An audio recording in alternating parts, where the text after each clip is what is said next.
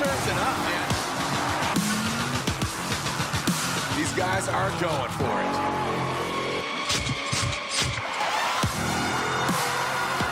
That final inside clip. Lurking in the smoke, well done. Round of applause.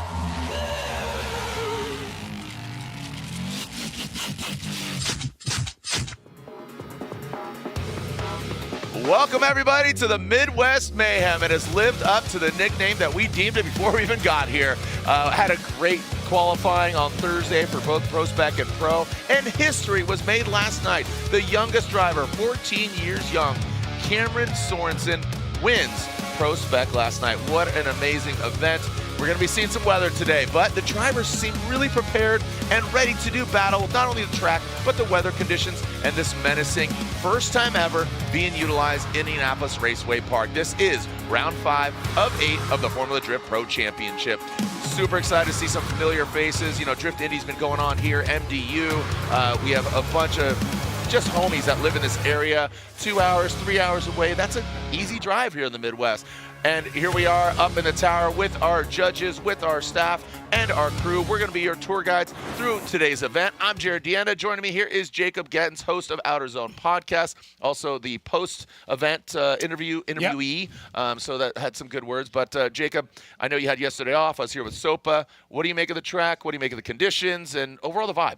Yeah, I mean, the vibe's been a lot of fun. There's so much discussion about how to make this the best possible event possible, and that's what I'm taking away from all of this. Like, what's going to put on the best show? What is the best for everybody? And I think we're in a place where we've hit that mark now, and it's been great. This past practice session, phenomenal. Yeah, it was really good, and you know, we're looking at the radar at all times. There is some potential weather coming through. It's inevitable. Yeah, and you just got to take it as it comes. And you know, Greg on that grid walk was talking with different drivers, and their stance was really refreshing, you know, because there's a lot of dialogue of this wall and this and that. Safety is the number one priority.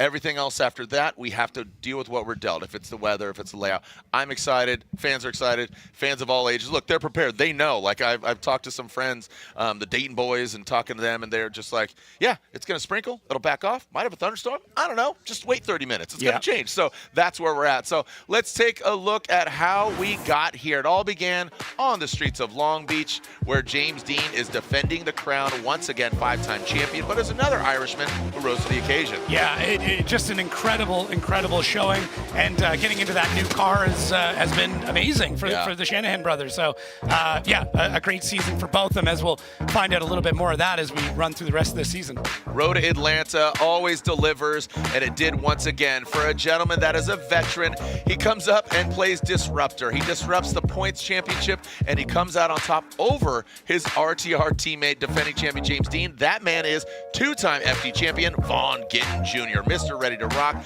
I know he's going to be cheering on his teammates and his drivers, talking about that of Ben Hobson and James Dean. Yeah, and then as we take things into Orlando, I mean, Odie Bakshi's just finally connected. Another new car. Yeah, another new car, connected with this track, got the setup dialed, and from the beginning of the event until the very end, he was the driver to watch, and just no one could take him down.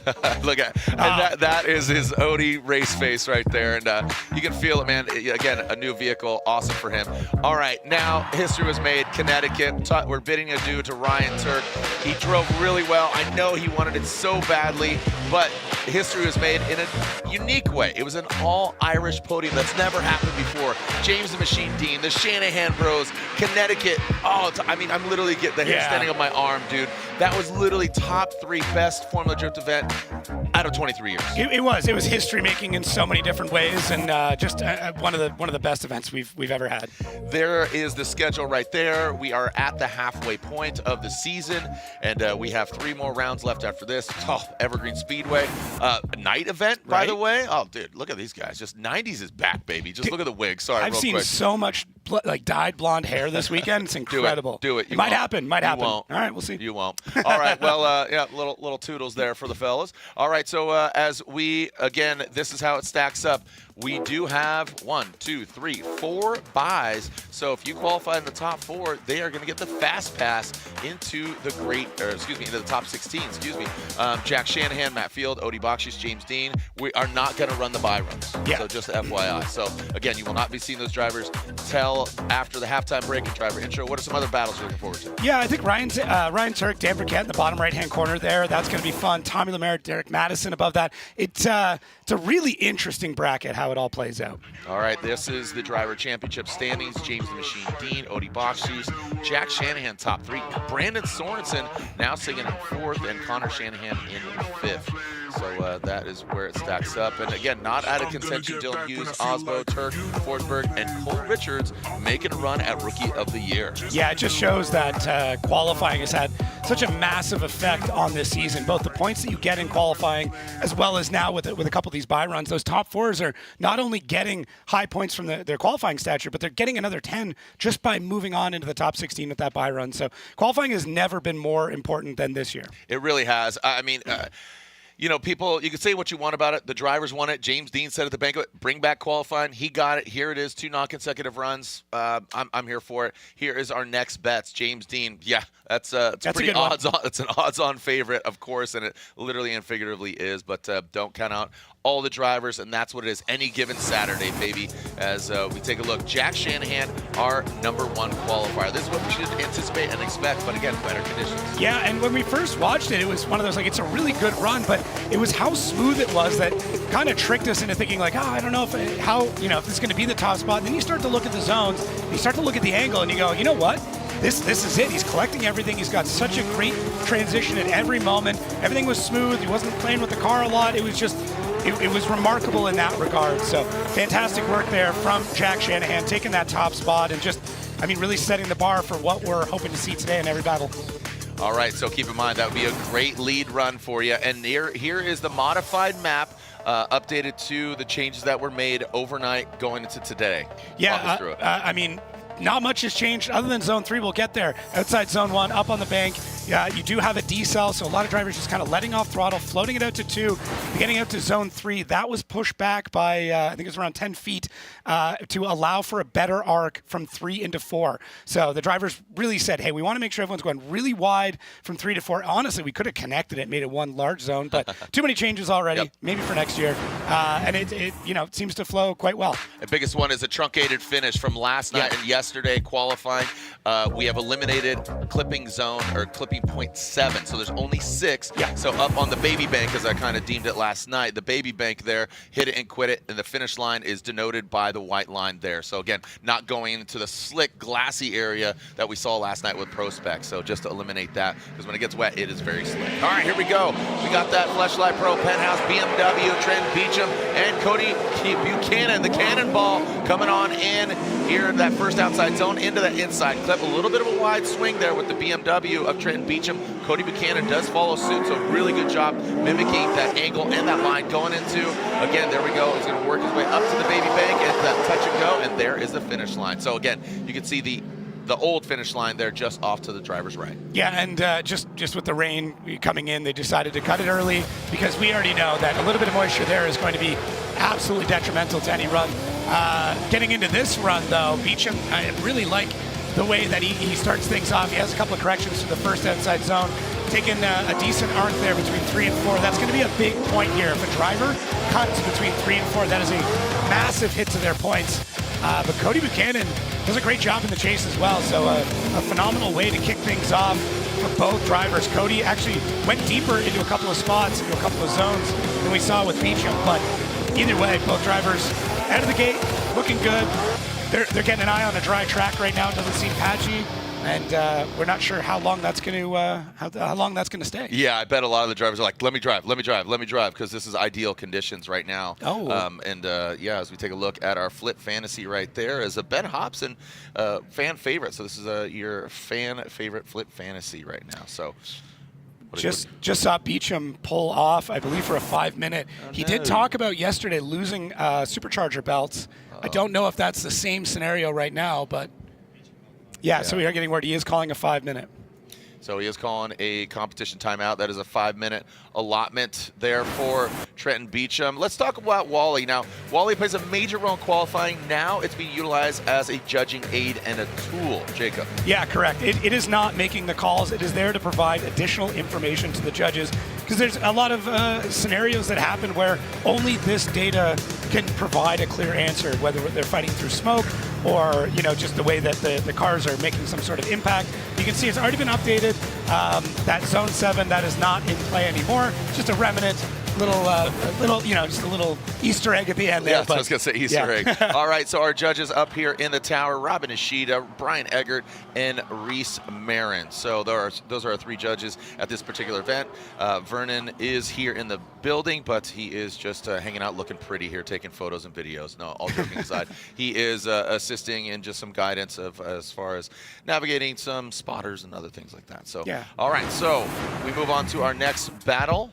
Ryan Littoral and Cole Richards. So again, Littoral, one of the driver liaisons, helping set the course as again just navigating that and speaking on behalf of the drivers. And Cole Richards here, who is again making a run for that Formula Drift Rookie of the Year. Here we go. Cole Richards out front in that 86 BRZ, whatever you want to call it. It is fast, it is hot, it is ready. Big Fresh Daily here in that first inside and only clipping point. Now navigating into the outside zone. Ryan Littoral tucking in nicely there in the NRG S chassis, now transitioning out there into that baby bank, and that last hit it and quit it, and gets up there and straightens out. So again, that was a natural flow there, I believe. Want to get that other angle there again. Yeah. Sometimes I put my foot in my mouth, and they're setting me up for failure right now. You see all the angles. It happens. Cole Richards' first outside zone is phenomenal, though. Maybe the only note is just the way that he's exiting. It's a little bit abrupt, but both drivers doing a really good job of adapting to it. Now, Cole not all the way out. That's kind of that beeline that we're talking about. They kind of want them on track edge all the way around between 3 and 4. So not many notes there for Cole Richards. It looks really good. Ryan Littoral in the chase, he's in the battle. I'm sure the judges love to see him a little bit closer through a lot of these sections of the track, but he's doing a good job of making sure that he's not too far back. But it's tough. In top 32, you don't always know what you're getting into. So sometimes drivers will play it back a little bit, be a little bit safer than maybe they normally would be. All right, well, Ryan Littoral is going to have to lead, and we'll see what kind of run he puts down with the clean air. He's got a nice track. It's just done and dusted, but look at that. Ryan Littoral initiates properly. Cole Richards in tow there. Let's get him, again, Ryan was definitely very close. Let's see if he can mimic that line. Ryan Littoral into that outside zone. Does exceed the track just a touch, just a tread mark there, and now coming into that last outside zone. Let's see how he handles it. Cole Richards just really hunting him down. Look at the menacing headlights in the rearview mirror. So really good run from both the guys. Yeah, this is a tough call. I think this is a bit of a tough decision between the two of them. From first glance, maybe we'll start to take a look at this a little bit more and try and pick it apart. So first zone here, it does take Littoral just a little bit longer to get into it and get things sorted. Now he's going to float past. Yeah, so he's going to float past too, just a bit, and that does cause Cole Richard to have to back off. That's not the ideal line, and honestly, that might be the difference maker in this battle because of how close this is. Cole Richards has to battle back, and it's going to take him a couple of zones to do so. So just from that one section from Littoral floating wide out of 1 and just not coming down the bank to collect 2, maybe the difference maker. So that's going to be a part we talk about quite a lot is how they're decelling, how they're collecting 2, and how they're getting through 3. You make a mistake in any of those, it's going to affect you for the rest of the run. What's interesting here is, all right, let's take a look at the verdict as far as slide him left to Cole Richards, right for Ryan Littoral, and Cole Richards gets the win.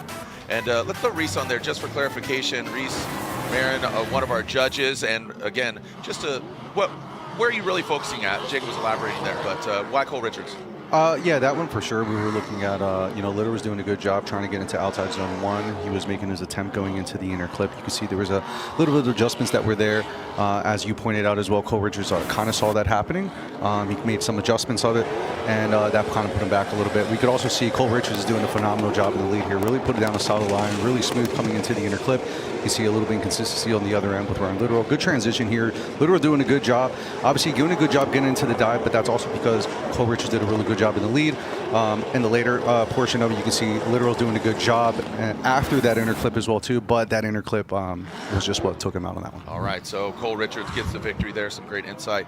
Speaking on behalf of the judges, it was unanimous there. So Andy Haley, Adam LZ. So again, from cleanly shaven to we'll drift for food. I'm joking. I love you, Andy, but the Drift Wizard, he definitely has some sorcery. He's got some magic up his sleeves. Adam LZ, hats off to his team, getting that car back up and running all the way back to Thursday. It feels like a week ago, but getting into a tussle with the wall in Matt Field, but the car looks barely shaken up, and he's been driving really well. So old school versus new school, talking about those BMWs. Adam LZ, Andy Haley tucks in nicely. Adam LZ a little bit higher than Andy Haley and a bigger degree of angle. Now dropping in the inside clip, transitioning now to outside zone.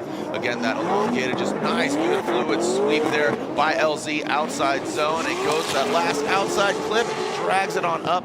Andy lacking that little bit of angle, that extra, and it's really emulsified by what Adam LZ was putting down. Yeah, so when we jump back into this and take another look with it, a few spots I definitely want to keep an eye on. It does take Adam a minute to get that car lit off again, and he's got a bunch of speed, and I think both times he's just trying to play with that throttle. Now watch, coming through 3, that's that cut line that the judges didn't really want. They want him as far out to the edge. It wasn't really bad from Adam. But it is just something that was talked about, it was asked for by the drivers, and it was kind of something we really have to drive home. So Adams, it wasn't terrible by any means, but I do know that everybody is looking for them to go as wide as they possibly can through that section. Going 3 to 4 and not cutting the line. Right. It was, I mean, once again, not bad, not the most egregious one. It wasn't drastic. But it's just keep an eye on that, because if you are mid-track there, the chase car has nowhere to go, and they're trying to scrub. They're on a tight line. They're trying to scrub speed. It can really affect the rest of the things. And he did a really good job in the chase, though. He adapted to a lot. All right, here we go. Andy Haley out front. Adam LZ in the chase position. Let's see what kind of initiation. That 3-2-1. Andy Haley right on the mark. And look at Haley now with that fresh air. Gained a lot of speed. Oh, no. Holy cow. Okay. I mean, overcooked it. Absolutely flying. And Andy just ripping into the wall. Adam, we've read this book. Yeah. I'm a little baffled at dry conditions. It's not wet. I mean, I'm not seeing umbrellas out. We are in the tower. Want to make sure they're okay. I'm just a little baffled on why so fast. They know that wall's there. Again, this is safety. That is priority. The wall is there, and dispersing the energy. Let's take a look. Ooh. So you can see reservoir there. That was definitely a hard hit there on the wall. Want to make sure the drivers are okay. Yeah, I'm getting word that they're both all right, which is the main thing here. Yep. All right, we got a thumbs up there from race control. Ooh. But yeah, the cars have seen better days, and it's racing, man. Yeah. I don't know how this all came together. The replay is going to give us as much information as we're going to get as to how it all happened, really. Obviously, Andy going in there first, so see if we can break this down. The Wally, this will be interesting. Hopefully the Wally device has survived this incident. So Andy's really shallow. He's driving through this. I'm sure he's going to, right here, he's already trying. Oh, he tapped. I think he caught the wall, and by then, there's nothing you can do. And the hard part for Adam is that you get a little bit of target fixation in the chase. The idea is you're trying to figure out what that driver's doing. Adam already knows. Adam caught the wall too, so now neither of them can slow down going into that section. So it's both. It seems like Andy's trying to go as fast as he can. When he tries to transition back down into the second zone, he catches the wall. Now that's going to hit the car straight. You're trying to slow down. There's nothing you can do.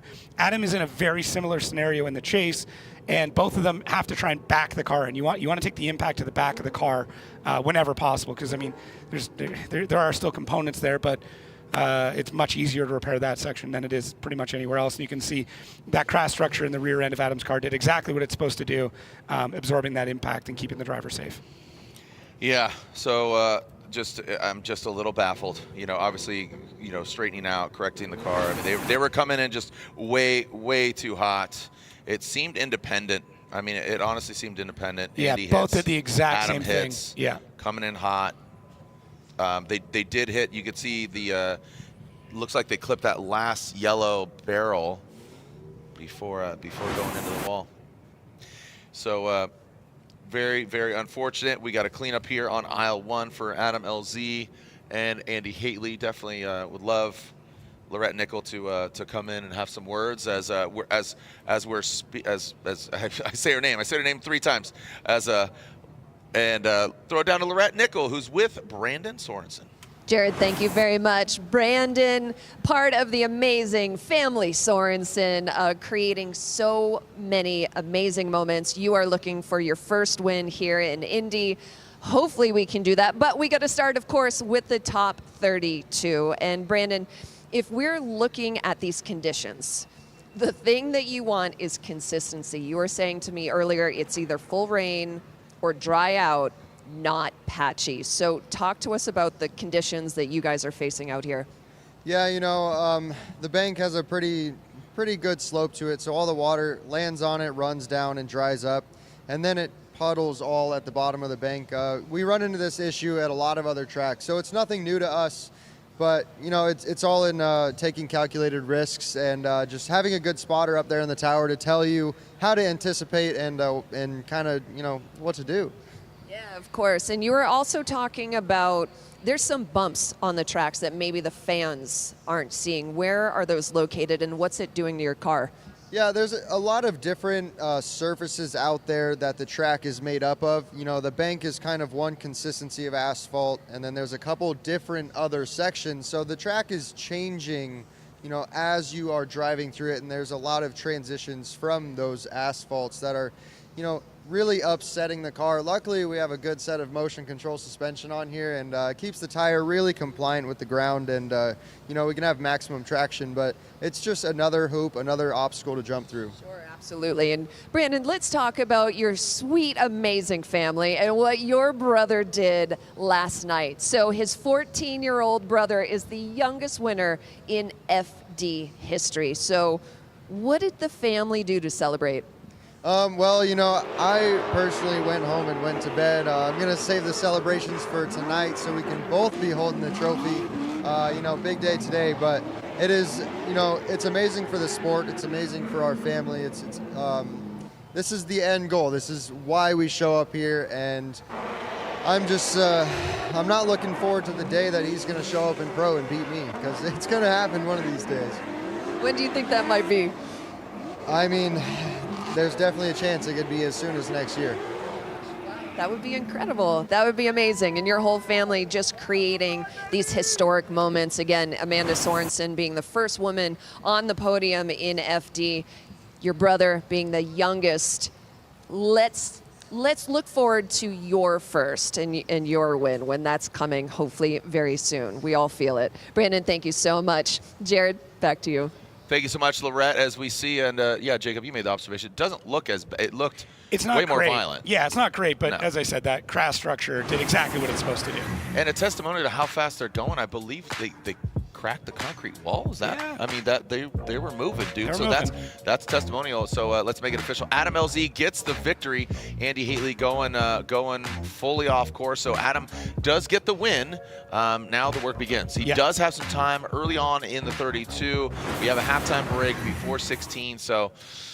All right, you did it once before. Yeah, 2 hours last time. I hate to laugh about it, but you did it. You've done it once before. Yeah. Did it a couple years ago. It's done in the bunch. You've done it a bunch. So, all right. Well, when we come back, again, we'll take a short break here. We'll get the track prepped and ready and rip-roaring and ready to go. We have ideal conditions, so let's get on. Let's send it, baby.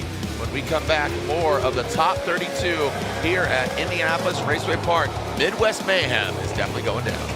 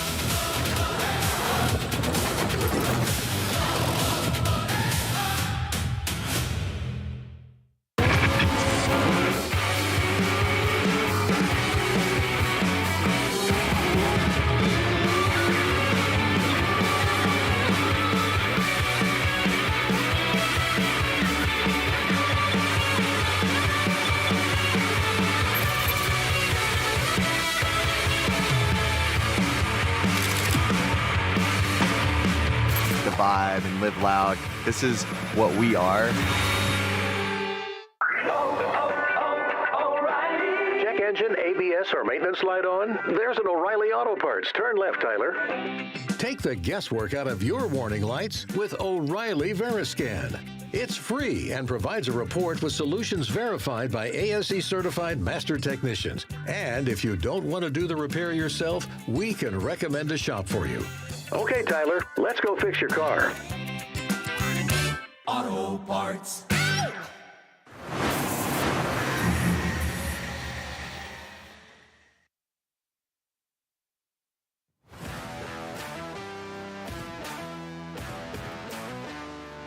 I'm gonna be making it even worse. Today is my birthday. Happy birthday, Mario! Dude, 21 finally. 52, old fart, man. Dude. Yep, 52. Got a bleeder here. I don't know, proportioning valve or some shit, something brake related. Keep going. Like a hydraulic booster assisted type shit. I'll take it. I'll take it. He said brake related and he said hydraulic. I'll take it. So, ABS pump. Okay. For a 1990 Chevy Suburban. Oh, 90 Suburban. Oh, yeah. The very beginning of ABS. Andy Haley, O'Reilly Auto Part Random Part Challenge. Brother. I'm scared. Last time I did this, you guys made it look like I kissed Ryan Turk. If anybody else blows through it, let me know. I want to know who I swap spit with. Turk did it first, actually. Oh, he did? Okay, damn it, I kissed Turk. So, that was him. Dude, what the hell is this thing? Heavy. It's heavy. It must be expensive. Maybe like a direct injection? I don't know. So it is a hydraulic ABS pump. Oh, that for makes sense. Yeah. A 1990 Chevy Suburban. Okay. Yeah. Well, do I get to keep it?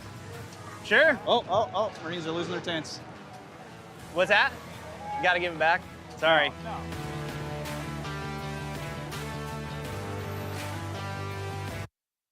The Type S Finals. They are here. Frederick Osbo, our current points leader, is going against arguably one of the most popular drivers in the field, Adam LZ. Whether you're an active drifter or you are an aspiring drifter, these are the sort of runs and the type of driving that we all want to do. You're leaving it all on the table and you're risking a little bit and you're fighting your whatever you've been struggling with, and you're able to get that part a little bit better. It's the best feeling in the world. So now it's about calming down and just freaking driving. Who's gonna get the win? Light up the night, New Jersey, E-Town. Let's send it! Frederick Osbo initiates in that first outside zone. He places it nice and proper. Adam LZ goes off course. He explodes. And look at that, there goes Frederick Osbo, Adam LZ. He now is applying the pressure. Is it too much? No, it's not. Going to the last outside zone.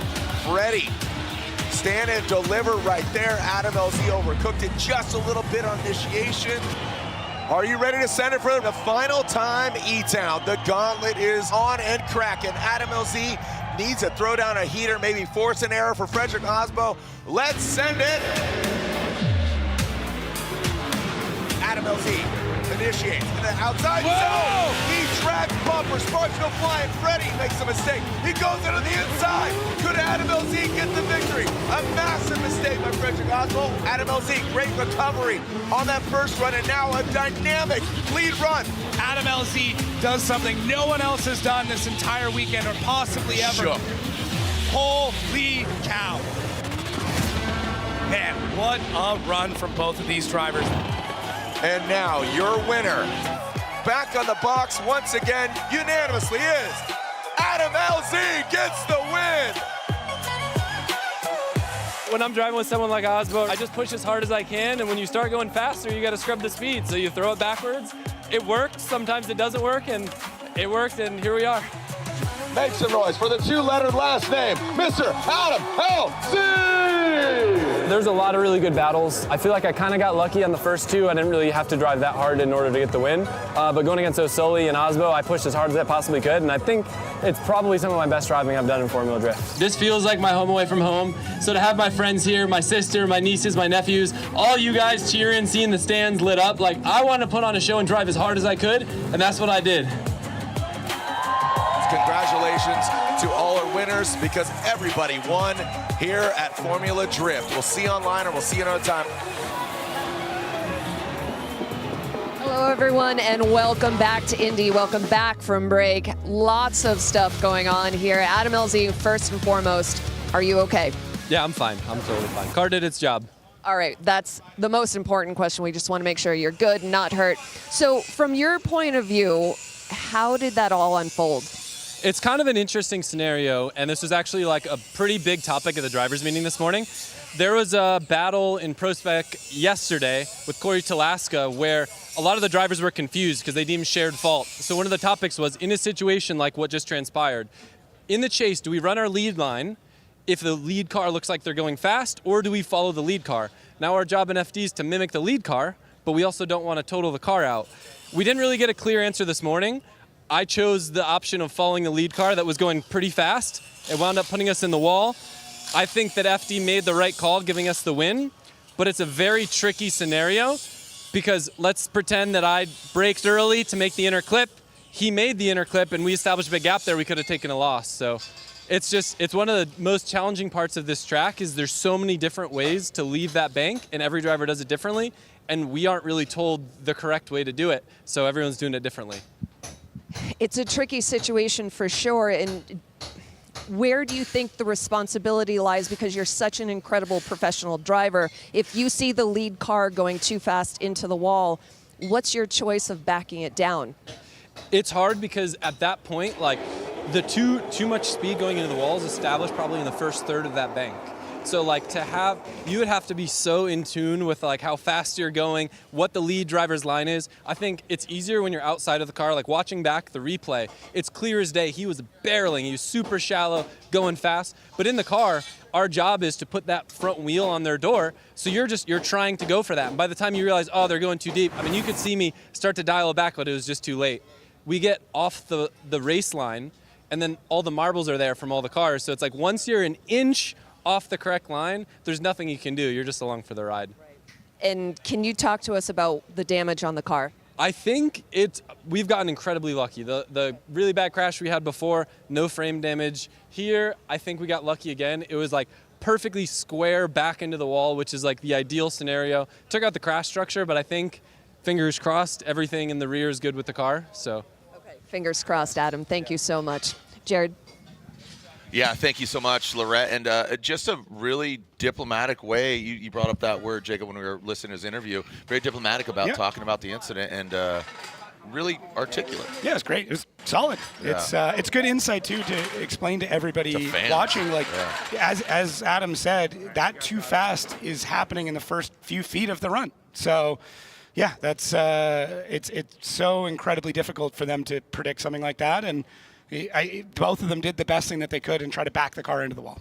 Yeah, hyper fixation, right? Like, yeah. And Adam has just such a systematic mind. If you talk with him, he's really breaking it down on that level. So the wall did its job there, and as we are cleaning up, and we're sitting here elaborating on it. This is it's a little Seattle, a little Long Beach. Yeah. It's got the bank, and Long Beach, you go to a 90-degree wall, you know, and you're staring down that chute, and you got to go right. So again, just the topic of conversation here is just again, you gotta bring it down, and wrap it into that inside clip. So here we are, as far as shaping up our top 16. Jack Shanahan with that bye run. We have yet to see the second half of Trenton Beecham and Cody Buchanan, but we just saw Adam LZ get the victory, and he'll be going against Cole Richards in the top 16. So, that'll be fun. Yeah, so as you can see, those barrels filled with that sand. So down by the beach as we are seeing that and seeing some fluids. As look at Rob. Rob just chilling right now. Old handsome Rob there, Team RTR. When we come back, we'll hopefully get this track cleaned up and continue on with our action here at round 5 of the Formula Drift Pro Championship. Midwest Mayhem going down, and we'll be right back here to IRP. Tough, dirty hands aren't always washed at the shop or in the garage. Fast Orange heavy-duty foaming cleans the toughest dirt and grime. It's perfect for any sink, even the one in your kitchen or bathroom. Fast Orange heavy-duty foaming hand cleaner with enhanced cleaning power and a citrus scent.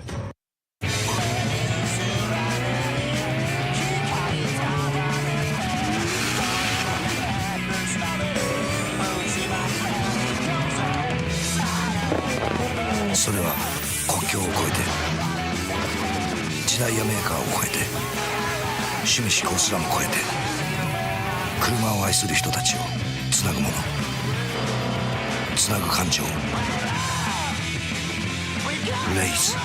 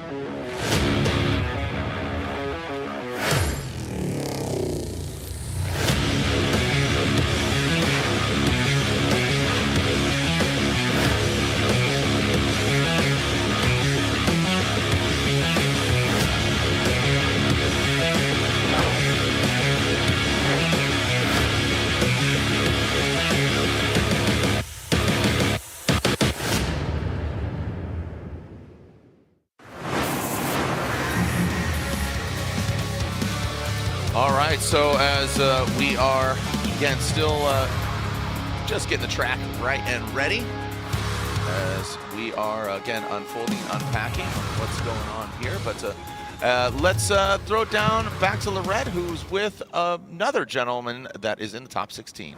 He is, and we're going to see Cole Richards driving in the top 16. Good. I love that thumbs up, Cole. Tricky conditions. Were they pretty patchy for you? It was a little patchy. I mean, it's raining. It's, you know, the track dries up really quick. So it's just track conditions. This is what we have. Go deal with it. For sure. And what kind of car setup did you bring to your top 32 battle? Oh, man, we got this. Dialed? Yeah, sure. I mean, she's pretty loose. I mean, the first lap we did, we just started taking grip out of the car, make it drivable. We don't want to do what we did in Connecticut. We want to just drive the car back into the trailer how it came. That's our biggest goal. Amazing. Incredible. Well, Cole, thank you so much for your time. Guys, back to you. Thank you so much, and thank you, and congratulations, Cole Richards, advancing on in 16, and again, he will be going against Adam LZ. Yeah. That's obviously, he does have some time, but has to fix those repairs. And Cole Richards, like I said, he's sitting currently in 10th. He is going for that Rookie of the Year. He took down Ryan Literal, and again, that inside clip, talking to Reese, he says that's really actually nice. Yeah, he's looked phenomenal since the beginning of the season through Long Beach. I mean, it's been a great year for him. Everything's come together. I really do like his thoughts about, you know, taking some grip out of the car, making it easy to drive. Everybody wants to be competitive, and it's that, you know, death by 1,000 cuts, where it's like, it's going to do a little bit more, a little bit more, a little bit more. And at some point in time, you go over the edge, and then the car becomes a nightmare to get around the track. But Cole going the opposite way, just hey, it's a tricky setup in here. Let's just make it easy. Let's have some fun, and hopefully the results follow. And so far it has. And there we go. We're back in business. Yeah, and just like that, we can see the wall fixed and put those barrels back. But got that nice little natural grandstand there, Mother Nature's grandstand. Beautiful view, and again, great day right now. We got some fans camping, lamping, and look at that. That's a good tent setup. Yeah, I like feeling that, dude. This is like one of those events where I'm like, dude, I just want to go have a beer, watch some drifting, dude. You ever get those? I'm like, I quit. Well, I get lucky that during Pro Spec I can kind of do that, and I get to be a fan again, to sit with the spotters a lot. Wear socks and Birkenstocks. Yeah, sometimes. Yeah, just really chilled out. So you know, take off the beanie, take off the shirt, and just be a fan for the day. Yeah, absolutely. So as again, Formula Drift fans, if you are a Formula Drift enthusiast, obviously if you're watching or here, you are. So if you work on your car, hit the gym, or just aren't afraid to get dirty, the Formula Drift waterproof seat protector helps keep your seats looking their best. And for every drive in between, the Formula Drift steering wheel cover adds premium comfort, sporty style, and protection you'll appreciate every time you get behind the wheel. Both are available now at O'Reilly Auto Parts. Ow! There we go, thank you. The official auto parts retailer of Formula Drift. So pick up your seat covers and pick up your Formula Drift steering wheel cover at O'Reilly's. Thanks for the assist. Yeah, I was not prepared. I just didn't do my warm-ups.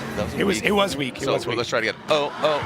O'Reilly's Auto Parts. Ow! Ow! Okay. Better? A little better. Okay. Yeah, we're All right. working it out. We're working it out. We'll get there. We'll get there. All right, so we're back at it like a track addict. We are looking at Cody Buchanan, reboot wide open, Nissan 350Z from Minnesota.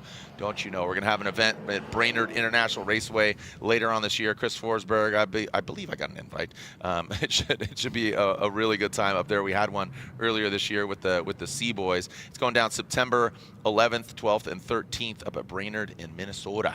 All right, so we got Cody Buchanan. He is the cannonball. He's going to be shooting down there. Scarps is in the building. We got a couple IndyCar drivers. What? Yeah, crazy. Dude, let's see them drift, man. All right, we're going to have some words with Stingray Rob here in a little bit. I want to know where Stingray, is that his real name? I don't know. I feel like it's an action hero name. All right, here we go. And here we are with Trent Beecham. A little late to launch there, but he does have that good proximity there. I want to get that overhead view of the truth serum going past that inside clip. Cody Buchanan, a little weeble wobble there going into that third outside zone. Now coming into the baby bank. Let's see if he can cash that check in that reboot Z. And again, we didn't exactly hear exactly what happened to Trent Beecham, why he pulled off. You said he's been dealing with belts, blower belts. It seemed like it because he mentioned in qualifying he didn't get all the way up to the wall because the blower belt came off through transition and then cut down on horsepower, and it looked very similar. Getting into this one though, Cody looks good, but just a little bit awkward between zones. Between 2 and 3 was a bit strange. Beecham doing a really good job here in the chase, but can tell the power is back. He's kind of holding that thing back and trying to figure out where he needs to go as we take a first look there at some of those line scores and how those stack up. And now we get into the BC Racing custom coilover side-by-side to give you an idea of how these runs all came together. So a little bit different approach, a very big different approach in the lead between 2 and 3. Even through 3 and 4, both drivers going a little bit different there. I think the proximity was similar. Maybe give a bit of a nod to Beecham in proximity. Seemed really hungry, and had time to review the footage before he got back into it. And here we go, another view. Yeah, this is a different perspective here, utilizing the Wally system. Again, this is just used as an aid. You can see the mile per hour there. You're seeing the degree of angle. This is just assisting the judges. What are some of the telemetry items we're looking at? Yeah, so you can see the miles per hour on the top set of data there to the right, and then we get into the angle below that, and then the proximity bar, which kind of gives you an idea of how close they are. Within about 2 feet is really when it starts to rack up those points, if you will. And you can see the trail that the car is making there, green and red, and where the car is placed as far as the zone. So judges utilizing that just as an aid. They do lean it. We do utilize that for qualifying, 80 points of the 100. But again, that is exclusively in qualifying. Now we're leaning on the judges, Reese, Brian, and Robbie. There's no checkered flag in Formula Drift, but there are checkered overalls in the grandstand. So I appreciate that. Thank you. He always wins, dude. He's stylish. Very stylish. Oh, dude, what a smart man right there. He's like a drunk kangaroo. That is a mansuple right there. Mansupial. All right, Trent Beecham, Cody Buchanan, and one more time, really splitting hairs there. And so again, basically absorbing and ingesting both runs there, and it was unanimous OMT. So they're going at it again. Looks like we're getting some moisture, some rain in the sky, and coming down here. So the conditions are a-changing, and this is, I believe, talking to the crew, and they said this is about the time that we're going to get some rain. So here it comes. So conditions are changing there for Frederick Osmo and Dylan Hughes. Oh, talk about two drivers that know how to drive in the wet. Dylan's won in one of the gnarliest, wettest events ever in Florida, and Frederick Osmo, he drifts on ice. Yeah. So he is very familiar with slick conditions. Want to see what we're going to do here if we're going to have what's called sight laps. And so basically sight laps are utilizing the condition seen where maybe it's slicker or, again, water accumulates or anything like that. So, again, it looks like Dylan Hughes will Royal Purple, O'Reilly Auto Parts, BMW, and the Rockstar Energy Drink Toyota Mark V Supra. Yeah, I think we're going for it. Are we going for it? Yes, looks like it. We're going for it. Just sending it. Here we go. So Dylan Hughes, Frederick Osmo maybe beating the rain. And again, they got a lot of practice earlier. It was wet. It was about these conditions. So like I said, very confident in the rain. Dylan Hughes, no problem for him. And Frederick Osmo, he might be liking this thing. He's like a flower. He is growing, sprouting here, and really tucked in nicely by Frederick Osmo. Look at that. Now bringing it on home is Dylan Hughes, and a great lead run, and Osmo right there. Rain? That didn't hurt nobody. No. phenomenal from both these drivers. That was really, really well done. Yeah. I think Osbo felt like he got caught out just a little bit on initiation. He doesn't quite get into the groove there, and you can see him worming the car back and forth, then finally tucks into the pocket. And Dylan, unfortunately, shooting a little bit wide through 2, stretches that car out to 3, and then from here on, Osbo is basically glued to the side of him. Great job through the transition, Osbo. The late acceleration to get back in the pocket, up into the wall, and both of them doing a really good job there. Dylan was really smooth. He was smooth. You know, again, we're really sensationalizing, I think, Freddie's chase, but in order to have a good chase, you need a good lead run, and Dylan looked really good. He was our #1 qualifier in Connecticut. Didn't get the #1 spot. That goes to Jack Shanahan, but Dylan, like I said, very familiar with the rain. He's from the Pacific Northwest, and he, like I said, he's won an event in gnarlier conditions. Yeah. Here we go. Frederick Osbo will lead that Rockstar Energy Drink Mark V Toyota Supra, initiating there and lighting up those Kenda tires. Nice job by him. And look at Dylan. Dylan Hughes right there, right in tow. No problem for him. Tucks into that pocket nicely. And another good thing about the wet. Ooh, and Freddie does exceed one of those Kenda tires. Looked like just one there. That's going to hurt him just a little bit. But, I mean, that is almost identical lead and chase. Man, we are splitting hairs right now. For sure, for sure. It's going to come down to a couple of small moments. I think outside zone 1 was kind of a big one for both of them in both of their runs. Freddie does a really good job in outside zone 1, and it does allow Dylan to get that proximity in there. I think Dylan's on his lead wasn't quite there, as we can actually see that represented from those line scores. Once again, those are just some fun data for us as we go through.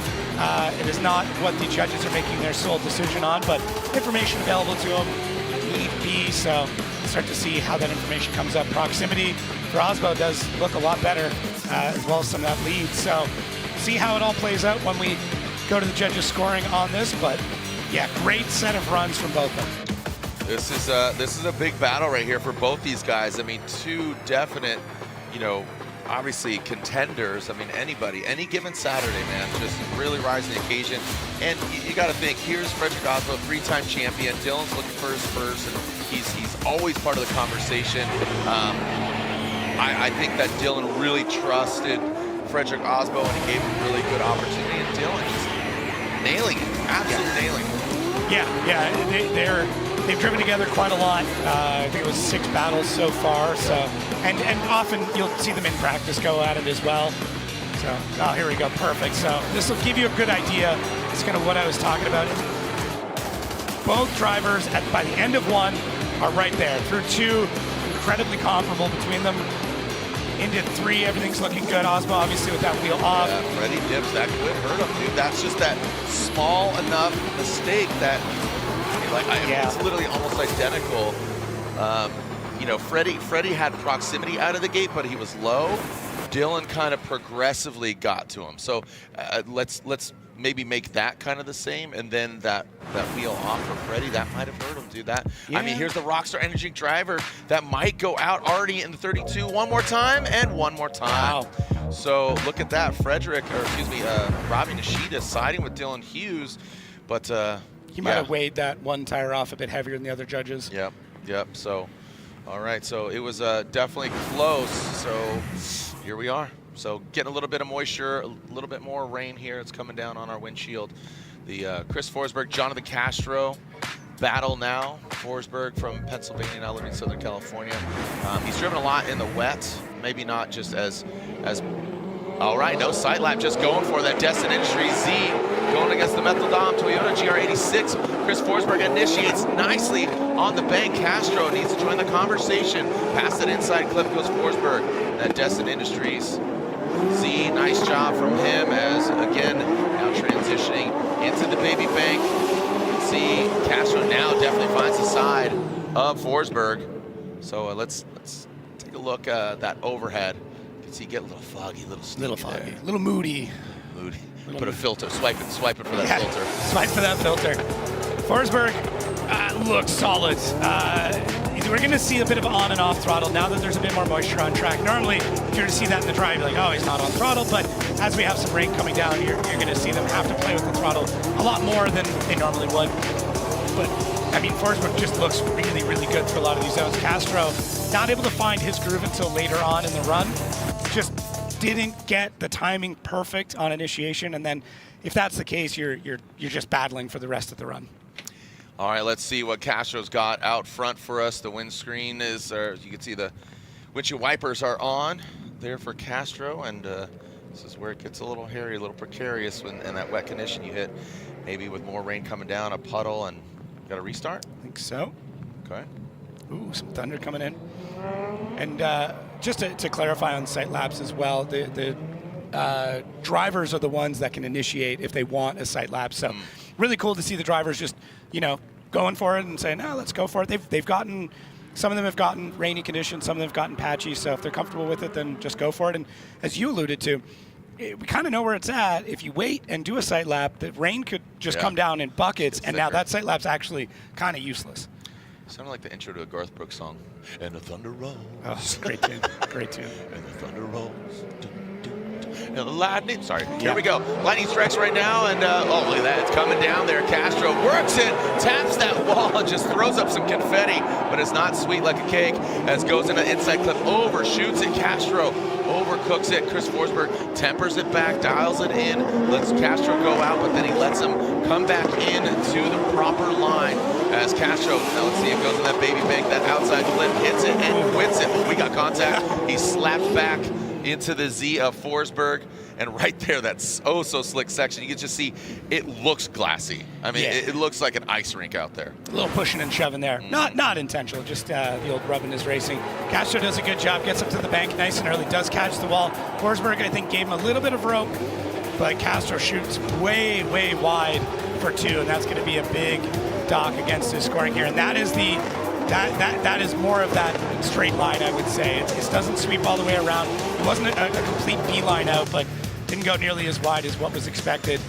So not great when it comes to that section of the track. Is the center cameraman a bit of a lens wipe. Yeah, and it seemed that Forsberg, on the chase position, he wasn't aggressive. I think it was by design, just given the parameters of what's going on, the weather, just call it as.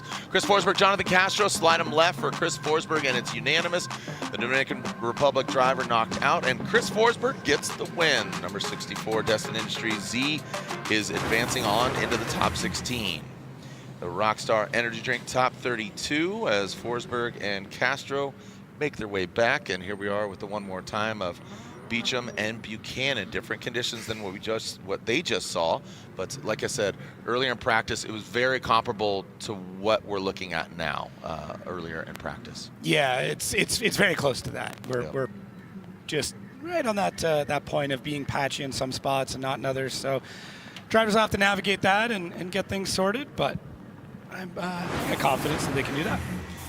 Let's see what we got here from Beecham and Buchanan. Like I said, these gentlemen had a battle, but it was forced to a one more time. And okay, it looks like they are requesting a sight lap again. It's continually coming down, not super buckets, but it is obviously just enough to justify.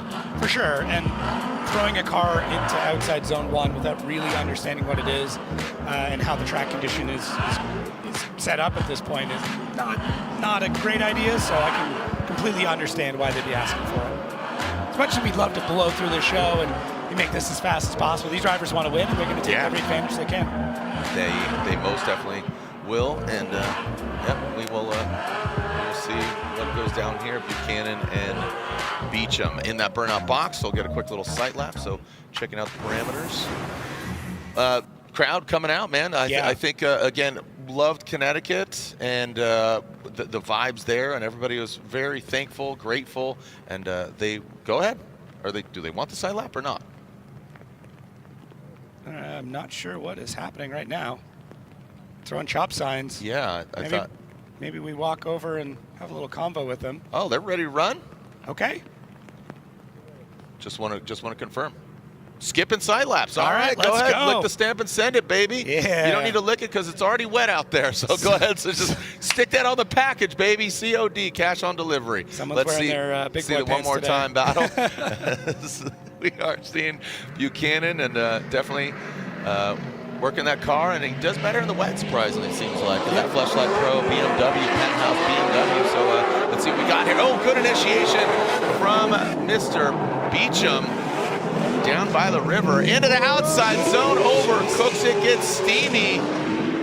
Woo, and Cody was like, I'm not even going to touch that with a 10-foot pole. He thought about a pass. He thought about it, but I think that was, let him overcook it. And that's definitely going to hurt Beecham there. Might be regretting that lack of sight lap now. Yeah, no, I mean, maybe. Maybe. I'm sure, maybe not. It was concerning the amount of speed that Beecham had going through here. I was expecting maybe about here to come off the throttle, grabs some handbrake, gets the car floated around, but it does not bite. It's back on throttle. I think Beecham honestly could have gone for a pass there. Buchanan could have gone for a pass on Beecham there, but did not opt to do that. Really held the car back, let Beecham finish off the run, and we'll take this to the other half of that battle now that we got the first section out of the way. And just an FYI, the sight laps are at the driver's discretion. They are not mandatory by Formula Drift, so that's why we thought they were going to do them. Matt there on the line, he says, thumbs up, good, okay, go ahead, send it. All right, and the drones are down for weather right now, so again, we don't have that perspective as well. Cody Buchanan, reboot, and he reboots back up into that first outside zone. Beecham really struggling here, and it looks like Buchanan drifted in the snow up there in Minnesota. It seems to be helping him out in that reboot. Nissan Z. Talking about reboot, he is boot scooting boogie right now. Let's see how it goes up into that baby bank. Bang! Wow, that was a hard one. Oh boy. He's crabbing. He is crabby, dude. Hopefully he doesn't have a shellfish allergy, because that is crabby. What? It was a good one. It was a good one. Okay. No, it was not. I'll be here all weekend till tomorrow. Till tomorrow. Cody Buchanan, big initiation out front. Beecham does take a little bit to get started. Now Buchanan almost does the exact same thing Beecham does. Neither one of them did a great job on that part of the track. Let's be honest with you. And then Buchanan now fighting for his life, almost dipping a wheel off into that downhill section. If you do decide to venture off into that part of the track, you will get lost because there's a hill. It does dip off very, very quickly. Buchanan catching a lot of wall at the very last section. So once again, if you are just tuning in, Zone 7 has been removed because it's already starting to puddle up a little bit down there. So calling that earlier on. So they only have to go up to the wall. And Buchanan definitely went up to the wall. That is quite the... He finished the run. He did finish the run. And the fans get a small gift to take home as it flies in the air. Catch it. Got to catch it like quick. A foul ball? Yeah. Got some paint. Singing like a bar show. Oh, Splash Zone. Nice whirlpool, by the way. Hey, thank you. Have you ever seen them live? No. They're from Richmond, Virginia. Brian Eggert's home. It's on the list, man. Trent Beecham, Cody Buchanan. I believe they're going to slide him right. Just a big mistake, and there it is. Cody Buchanan. And, oh, man, again, they're up here. You know what? Go down to the ground. Down there with Lorette Nickel. We got some IndyCar Go Fast fellas. We do have some IndyCar Go Fast fellows, and we also have an FD Go Fast fellow right next to me. Matt Field, you are doing something really special down here, and would you please introduce our special guest and tell the fans what's happening? This is crazy to me, too, because I've obviously looked up to you guys, and what you do is way scarier than what I do. Let's be real here, right? I don't know. Maybe in these conditions, we're about even, that's for sure. But I was able to tour their facility, June Coast Hollinger, and look around at the amazing cars that they have. And I was sitting in the cars and poking around with what the mechanics were doing. You guys are actually testing in Portland, right? But for me, this is the city of motorsport. It really is. So for me to kind of bridge the gap, show these guys around, give them a beer in my cooler, watch the race, explain what drifting is to them. But this is my favorite part. They put Drift Cave on their test IndyCar here. This is like the pit stop car, so that they'll roll into the pits and practice their tire changes, and it's pretty impressive. Wow. Okay, and you guys, Matt, don't go anywhere. I'm just going to scoot right here. Here, don't leave. Oh my God, I just got your toe. Sorry, bud. Guys, we're so excited that you're here. Thank you so much. Is this your first ever drift experience? For me, it is, yes. Yeah, same for me. I've seen them on TV, so I've been a fan for a while, but obviously we're motorsport fans at the end of the day. Otherwise, we wouldn't do what we're doing now. So huge shout out to Matt over here. It's been awesome to be an inquisitive student of his today. So we're asking a lot of questions. Incredible. And Renus, what's your impression? Oh, it's incredible. It's violent. It's motorsports in such a different way. But you know, a lot of stuff, you know, setting up the car and everything kind of comes together. We were talking about dampers and all that kind of stuff, which in both sports, in both parts of motorsport, that is a huge talking point. And yeah, we were talking a little bit about the crossover in Long Beach, where we do drive on that Formula Drift rubber. So how it challenges us and of course their experience. Stingray, do you think we can get you in a car for a ride along? I would love to. We're supposed to. Yeah, supposed to on Thursday, but these guys were busy doing real race car driver stuff, so they couldn't make it here, but it's going to happen, boys. Incredible. Matt said it's going to happen. Thank you so very much for joining us. Thank you for being here in the FD pits. We really appreciate it. Matt, thanks for bringing these guys in. Jared. Thank you so much. And hey, Matt, real race car driver stuff? Come on, man. You're a real race car driver. Don't belittle our series. Come on, dog. And he literally does look up to him. Those are tall. I thought they were bodybuilders. What? Those are tall big, gentlemen. Big gentlemen. Look at Drift Cave on the side. I love it. Come on, Matt. You know I love you. I'm supposed to play.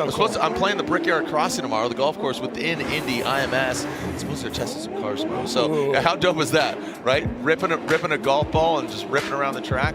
And it looks like these gentlemen are running their sight laps, as we were giving them their flowers earlier, but now they're wet flowers because it is more rain out here on track. Dylan Hughes and Frederick Osbo, the Norwegian Hammer, and the Dozer. So Hammer and Dozer going to work right now. Hammer and Dozer.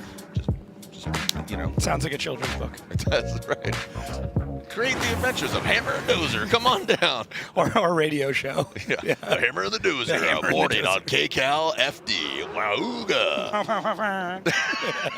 The Hammer and the Dozer. Wake up every morning to the Hammer and the Dozer. Sorry, we got to entertain ourselves a little sometimes.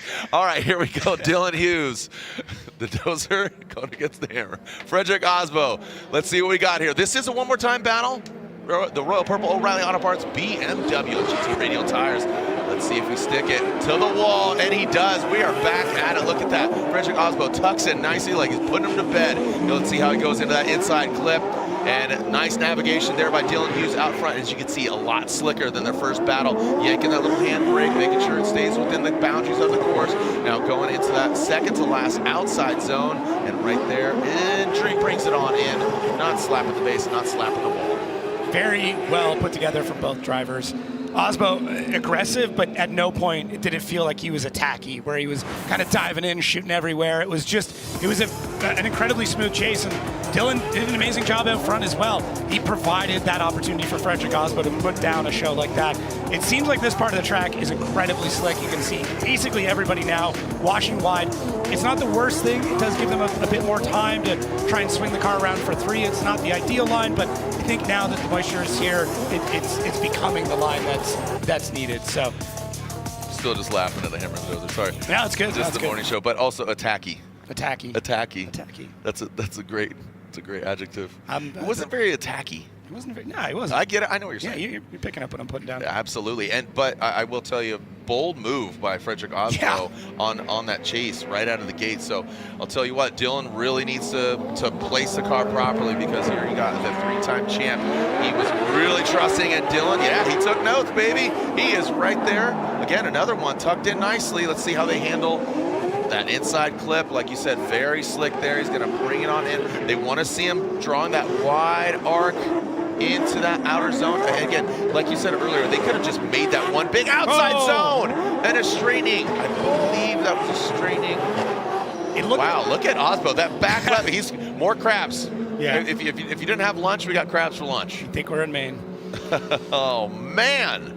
Dude, Freddie stayed in it. And I mean, at first glance, it looked like Dylan unfortunately just straightened out. It looked like it, yeah, that he gripped up just a little bit. It happened pretty quick in an interesting spot in the track, but flipping back to the beginning of this, everything very smooth. Dylan maybe not as close as Freddie was, but does a really good job of mimicking and of ensuring that he's doing exactly what the lead car is doing, which is a big point in tandem drifting. Let's see right here what happens with Dylan. Yeah, car just counters. Yeah. Oh, that's frustrating. Oh, I feel for Dylan. That is such a. I mean, again, both great runs. I mean, it was almost going to go one more time in my eyes, man. But it was close. He just punted that back right. It was very close, and their stats are showing how close that was. Yeah. There we go. You can take a look at this side by side one more time and take a look. I really want to focus in on Dylan and see what happened with his. Yeah, it's just the car didn't transition over. It just snapped and caught, and that was it. That's so weird. That just seems so unnatural how it straightened, especially with given the wet conditions for it to snap like that. Did he hit like a dry patch, it felt like? Maybe the only one on track. I love it. Tank top, shorts, but umbrella. That's just the like Midwest uniform right there. Yeah. You know, it just shows you like, all right, in a moment it could be blazing hot. Well, that's their outfit all the way deep into November as well. Right. Like it is a sign of pride as to how long you can keep your shorts on. Moving on. Let's see who gets the victory. Frederick Osbo and Dylan the Dozer Hughes, as opposed to pants. Yeah, Got as opposed to pants. Yeah, I don't know where you're going with that. The Rockstar Energy Drink Top 32, Frederick Osbo, Dylan Hughes. It looks like the Hammer, unfortunately, drives it home. So again, Frederick Osbo, the 3-time champ. Dylan, just such a small little mistake. It was absolutely so. Osbo, James Dean. Because James Dean already set into the top 16 because he qualified top 4. And again, so there it is. You can see James Dean, Frederick Osbo. That's going to be good. Ooh, big lightning. I mean, he is the god of thunder. Very Osbo just won. Fair enough. Just the last little. Here you go. Finish it. Mixing a lot of lore. Mixing a lot of lore here. Yeah. Nerds. Video game Norse mythology. You know, Nike and Zeus. All right. Oh, look at this. Stooky's like, come on now. Come on. Let's get high, people. Hey, thank you guys for enduring the rain. Again, for those fans that are from this area, you know it could change in 20 minutes. I'm seeing some blue sky off to our left. And I mean, seriously, as Lorette Nickel, you feeling the thunder, the lightning? Oh my gosh, it is a little scary down here. Cody Buchanan, congratulations, his second ever top 32. Cody, you said that you were just trying to be as careful as possible with your car on that wet track.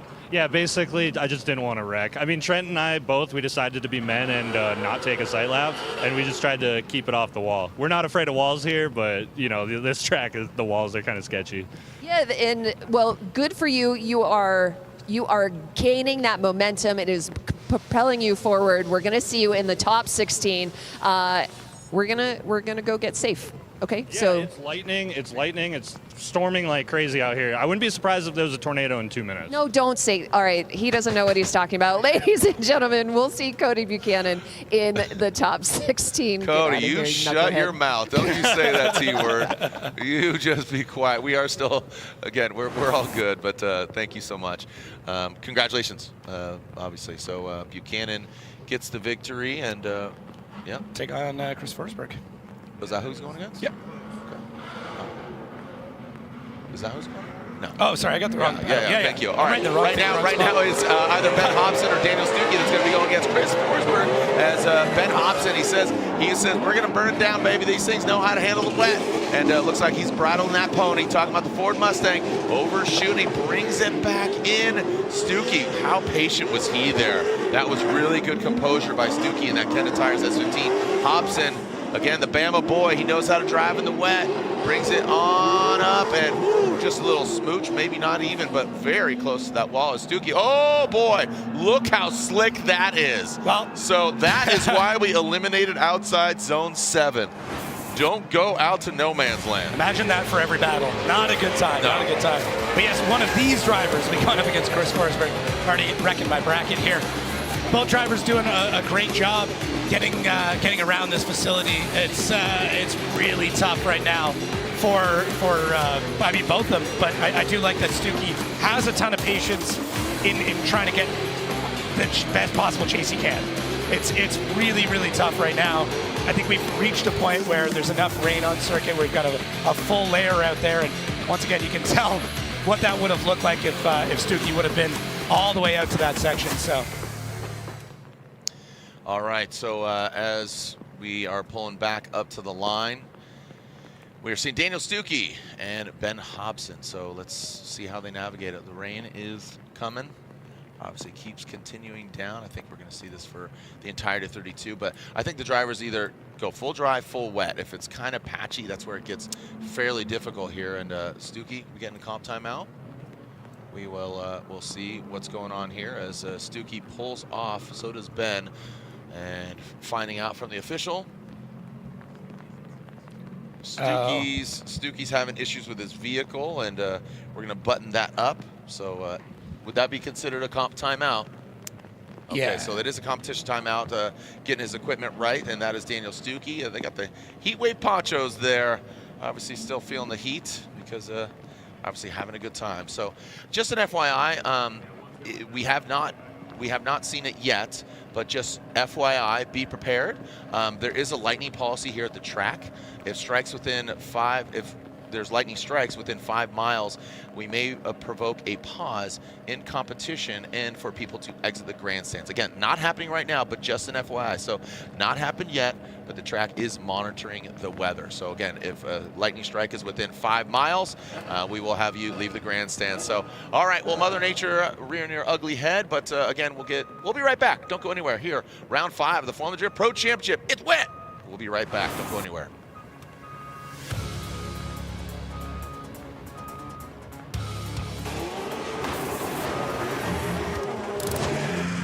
At the limit, performance tells the truth. From the drift track to off-road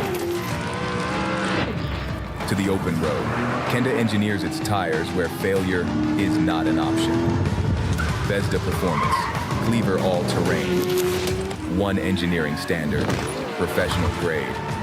From the podium to the pavement. Kenda, find your retailer at kendatire.com. Through this lens, I catch details others might pass right by. Some might see a car. I see tuners taking care of what they love. The care poured into every engine. The trust in Pennzoil to keep it running strong.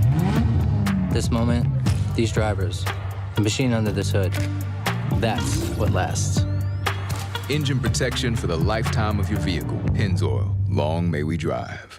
Available at your local O'Reilly Auto Parts. With the Canon ImageProGraph Pro 1100 professional photo printer, my images come alive in print. What I see through my lens is what you see on the wall. Vivid, detailed, and accurate.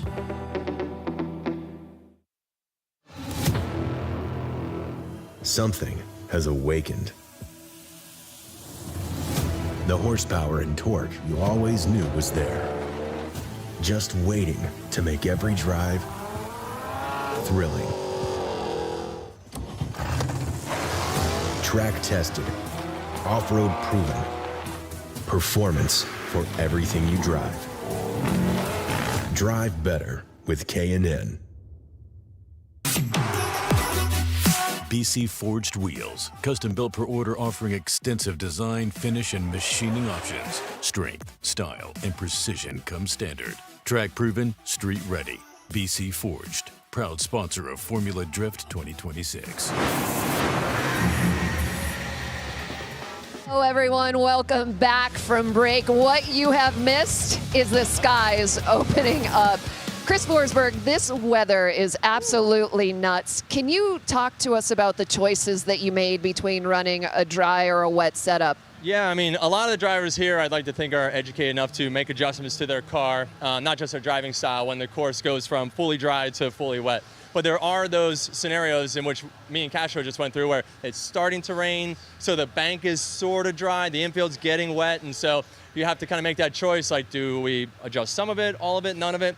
And we actually went out with a pretty dry setup because it wasn't quite full wet, and I didn't want to be caught with the car too hooked up and not be able to get up on the wall on the bank. And so you saw in our second run, we were pretty washed out. Castro kind of washed out wide, and we went with them. So you could tell that we were both kind of holding on for it by the time the second lap came around. But yeah, we're under the cover, dry during this break. So if anybody needs anything, come by. We got some, covered for you. We got some merch and all that. So we'll hook you guys up. You're so thoughtful. Amazing. And talk about how many choices and decisions you're trying to make holding onto the wheel and driving against such a driver like Jonathan Castro. Yeah, I mean, he was fantastic. He put it down It's very stressful on the approach, right? Like how close you want to be right out of the gate, because you don't really know what the pace of each other's car is going to be. So you kind of have to play that little bit of middle ground and hope that you can keep the gap and not be too stuck inside and start falling down if you have you're also watching your competitor. If they start making changes and you start making changes, because that would drastically affect how the two cars react together. Absolutely. Okay, so now in Southern California, there's not a lot of rain there. Your experience in the wet has normally been in competition in FD. So where's your confidence level with this wet track? I'm very confident in the wet, actually. It's we've dialed in our wet setup very well, and we've actually been on the podium a couple times on rainy events, and so feeling very good about our car and our setup. And the biggest thing for us, all of our wet practice here at the Formula Drift events and on the road. We don't really exactly seek out a rainy day to take the car out. So like when the weather comes, we just try and get out there and get any data that we can. Adapt. Adapt might be the word, and being patient here in Indy. Chris, thank you very much. Appreciate you guys. All right, Jared, right back to you. Thank you so much here, as it looks like we are seeing is this the second half? Yes, it is the second half of Daniel Stuckey initiating. And there goes Ben Hobbs in the second half of this battle. Stuckey fixing his vehicle, now ripping down, and it is very wet. As, again, we are going to the outside zone, and bringing that arch in nicely is Stuckey. Ben Hobson trying to catch up right now, going into the baby bank and ripping up, and bang, both of them bashing it in and just ping-ponging off the wall. So both of them back in that left corner. So let's see the outcome. Again, they have to digest both the first run and now this very wet second run. Well, if you're going to make contact, do it at the very, very end of the run and leave with a big exclamation point on that entire set. So both drivers, they're just navigating, as Chris said in his interview. Both are just trying to adapt as to what's going on. As now we start to see some puddles, which would be the first time that these drivers have had to battle through that. Thankfully, this track seems to have fantastic drainage. We're not dealing with a ton of spots where they're going through small lakes. You can see both of them get in the back end of those cars right into the wall, trying to finish up on the highest of notes as possible. Now, take a look, and you can see we have dynamic weather now. Debuted that the last round. It's actually a small camera that's reading the conditions, so the drivers within the Wally dashboard will actually get a little note on any of their data that says that it's raining or that it's damp conditions. So just another kind of fun update that Race Data Labs has put in. Because if you saw this, you're like, they're going really slow, but it makes sense. It justifies the pace and basically the motion of the car as well. It does affect it on how it rotates, how the car rotates, how slick it is, going to the wall, all those elements. So when you go back and look at this, like, why are they going so slow? Oh, it's wet. Gives just another bit of information for the drivers and the teams to be able to go over and make decisions and understand what that data means. And we've seen a pretty strong correlation between teams that utilize this data and are in the dashboard a lot and great results. All right, so unfortunately it is getting very wet out here, and we will see the results. And again, I told you about the lightning and threatening weather, but let's slide him left for Ben, slide him right for Daniel Stuckey, and it looks like Daniel Stuckey gets the win. So again, less than ideal conditions playing a role there in the outcome here, but Daniel Stuckey just dialing in just a touch better than Ben Hobson in the judges' eyes. All right, so again, I talked about the weather, but the lightning strikes. So again, this is where we're at in the top 16. We're halfway through the 32, so this is where we're at. We're actually more because Odie Bocci's and Matt Field are in. So we basically have 1, 2, 3, 4, 5, 6 more battles left. But unfortunately, this next strike is going to induce a lightning strike protocol. So again, the track's lightning policy has been enacted. So please carefully and slowly exit the grandstands and wait for the public PA to re-enter the grandstand. So I apologize, but we cannot control the weather. So once cleared, you may return to your seats. So again, the track's lightning policy has been enacted. So please carefully and slowly exit the grandstand. And again, we will not continue action until, again, we will not continue without you. Right. Again, we will not continue without you. So I apologize, but if you are in the metal grandstands, this is a weather delay. So again, we're going to take a break. Once that's been lifted, the track deems it safe, we will not continue without you, the fans. So again, please exit the metal grandstands because we are under a weather delay. Thank you so much. Again, we will not continue without you. Thank you for your patience.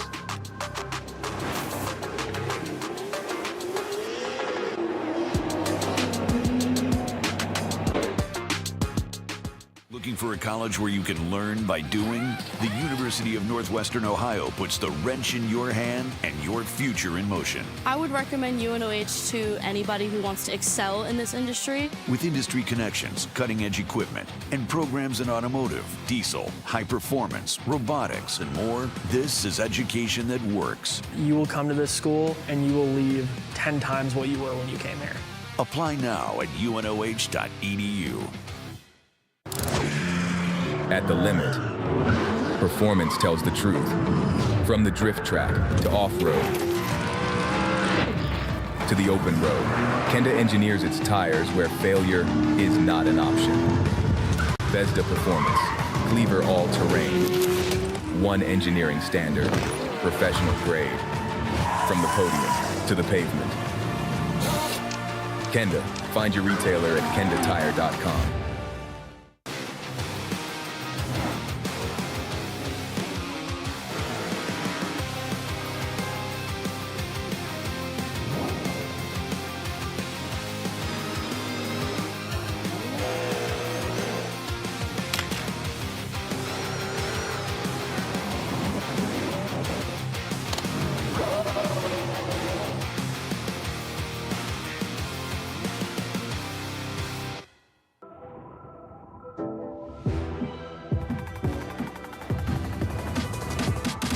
Get out there and have fun.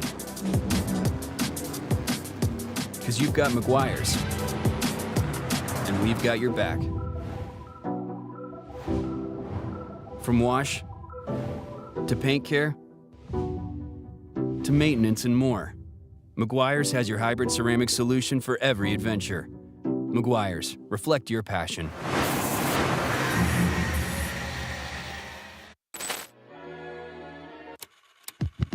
Chris Forsberg. We're here at round 5 on a brand new track in Indianapolis Raceway Park, and this is inner clip 1, very controversial corner that you've seen probably a couple cars go into this wall. We first started off the weekend with this outside zone, and it was getting a little dangerous, a little sketchy. Some of these guys running wide and getting that outside zone. We had a couple people tagging into the wall. So Forma Drift and the drivers came together, made a decision on site yesterday to move it to an inside clipping point. So you can come around and get that full outer zone 1 along the bank, snap to angle, and scrub some speed with that angle, and then drive down to the inside part of the track, get your front wheels right inside this box, and powering out mid-track to transfer into outside zone 2. So in my opinion, this point right here really makes or breaks the run. You come off the bank, you get the car set, scrubbed, back onto power, and if you can drive out of here and not wash out and understeer and end up in that wall, you're gonna move on, buddy. This has been your BC Racing Clip Tip.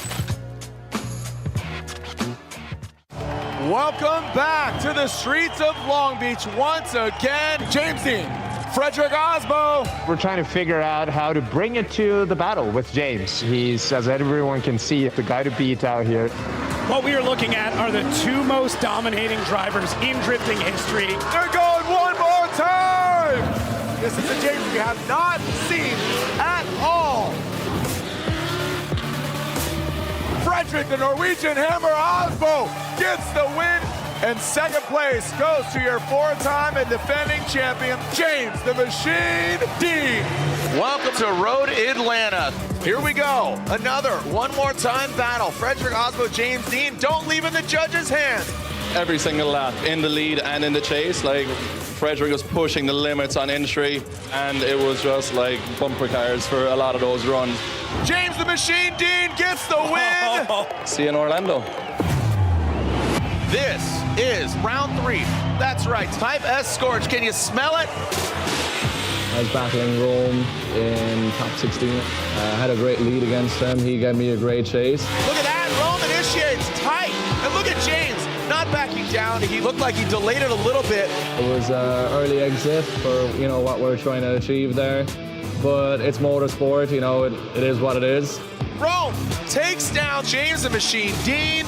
Welcome to New Jersey. This is the gauntlet. 4th round of the season already. I don't know where the time is going because it felt like 2 weeks ago we're in Long Beach. Who's it going to be? Are we going to have Victor? James Dean, nasty initiation. We know how perfect these guys are. There's that X factor. Massive angle from James Dean. We're currently sitting second in points, 10 points off the lead behind Frederick Osbo, and feeling pretty good. James the Machine Dean, third place here at E-Town. Welcome to the Crossroads. You need to be treating almost every battle like it's a final battle. Make sure you move forward, so it's exciting, it's wild, and you never know what to expect. Shanahan and Dean, I mean, two iconic names, not only in Irish, but global names. So history is about to be made. Shanahan slides back, great angle from James Dean. James the Machine Dean gets the win. First place, Formula Drift St. Louis. What a way to do it. Battling my Irish neighbour Jack Shanahan in the finals was a dream moment for me. I'm so glad that I got to share his first FD podium with him. We will see you guys in Seattle. Send it!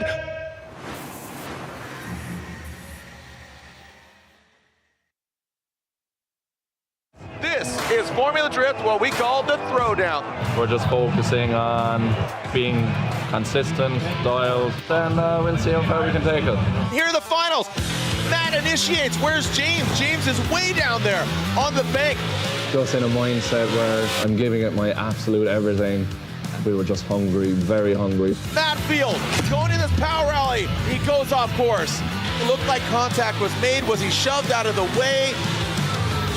You've got everyone pushing the limits, and it comes down to mistakes. So second place goes to James the Machine Dean. What a season it's been up until this point. 6 previous rounds. This is round 7 of 8 of the Formula Drift Pro Championship. Top 16 is upon us. If James Dean wins, Frederick Osbo is out of contention for the Formula Drift Championship. One more time, here we go again. Will Nick Novak take down another multiple year champion? Vibes are really good, feeling strong. James Dean not giving him an inch. The championship situation right now is looking pretty strong. It's a Ford Mustang on the side of Nick Novak. Look at him chasing him down, not leaving it in the judge's hands. If we get a couple of more battles today, it's possible to take it here. James Dean moves on, and that means Frederick Osbo is officially out of contention. Hard to believe that we're sitting here in a very, very strong position again. I just want to enjoy it. Right now, it's James Dean and Christopher Forsberg.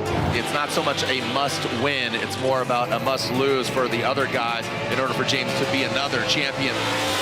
Super competitive, everyone's getting better, then he won't let this one go easy. And outside zone 4, both of them execute them properly. Good placement by James Dean, allowing Forsberg to drop into that pocket. And James Dean gets the win. He's now at 250 points. We managed to just push forward and take advantage of the point situation there. Now James holds his fate in his hand.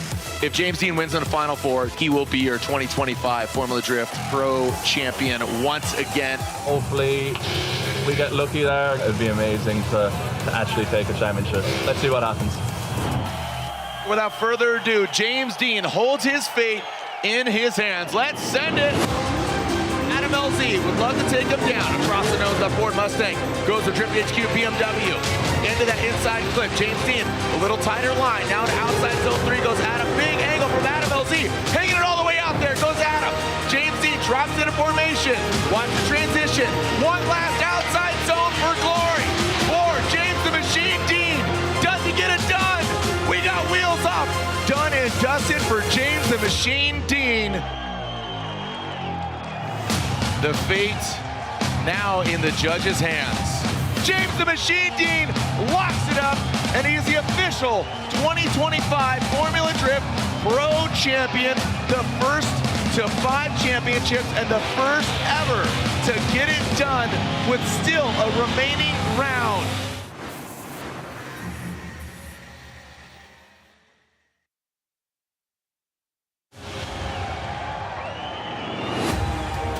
wow, I don't know, I'm lost for words. Huge thanks to the RTR team, Pinzile Ultra Platinum, my family that are watching at home. I wish you were all here. I wasn't expecting it this weekend, you know? Wow, yeah, this is a lot, but thank you all. James Dean, he does have another battle in the finals. Matt Field, the Beast from the Bay, versus your official 2025 and 5-time Formula Drift champion, James the Machine Dean. Let's send it for the final time here in Utah. Your 2025 and 5-time Formula Drift champion, trying to sweeten the deal with a victory here in Utah. It's just a dream. It's a dream come true. I dedicated my entire life to this sport, and I'm very, very lucky to be driving with such an amazing team. Matt Field would love to get the win and advance above Adam LZ and Frederick Osbo going into the final round, but James Dean, once again, dominant in the 2025 season. Man, clinical, the doctor, the machine. Your winner, round 7 of that FD Championship is unanimously, James the Machine Dean is your winner and champion. Young me would have never believed that I was capable of this. So for anyone watching that you have dreams, just chase them, because if you're passionate enough and you work hard enough, anything is possible. James the Machine Dean! This is amazing, and can't wait for Long Beach. We're going to enjoy it.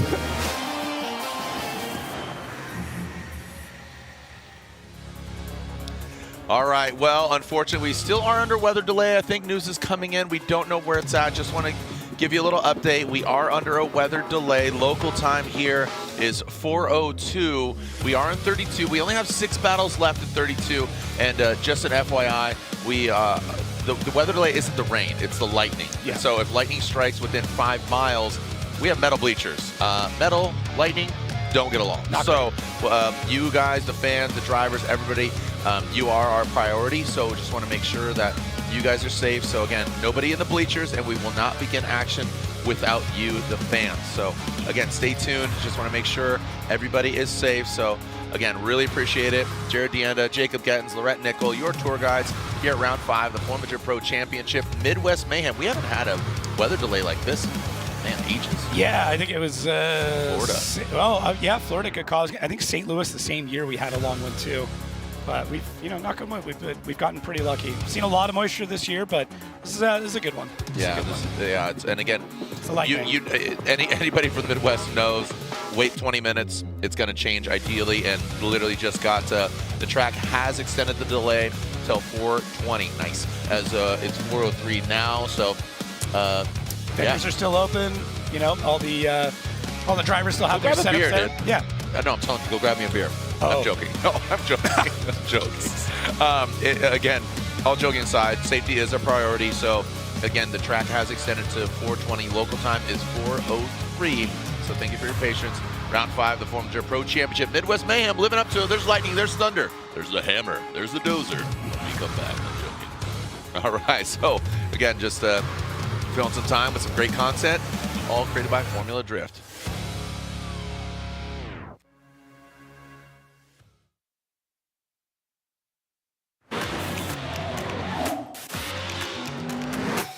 Drifting is not just a sport, it's culture, it's in our blood.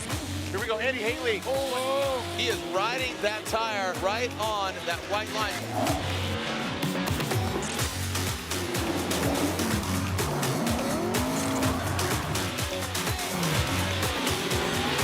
Tires are what we live and breathe in Formula D. We couldn't do this without them.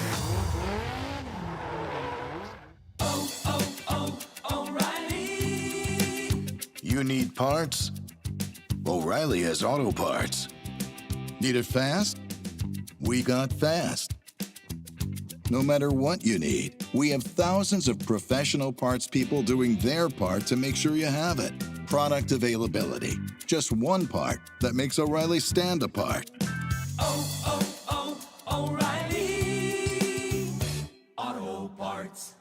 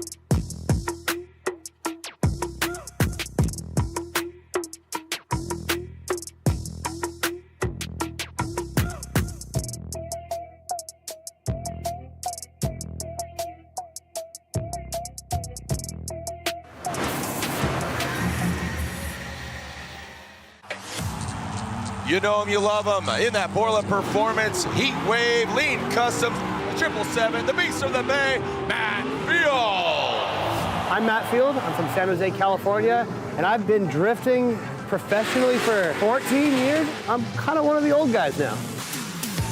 My favorite thing about drifting is the journey that it's taken me on. It's taken me around the world. It's provided me a lifestyle. It's provided me means of living, and it's able for me to be able to provide wages and living and amazing experience for my guys at the same time.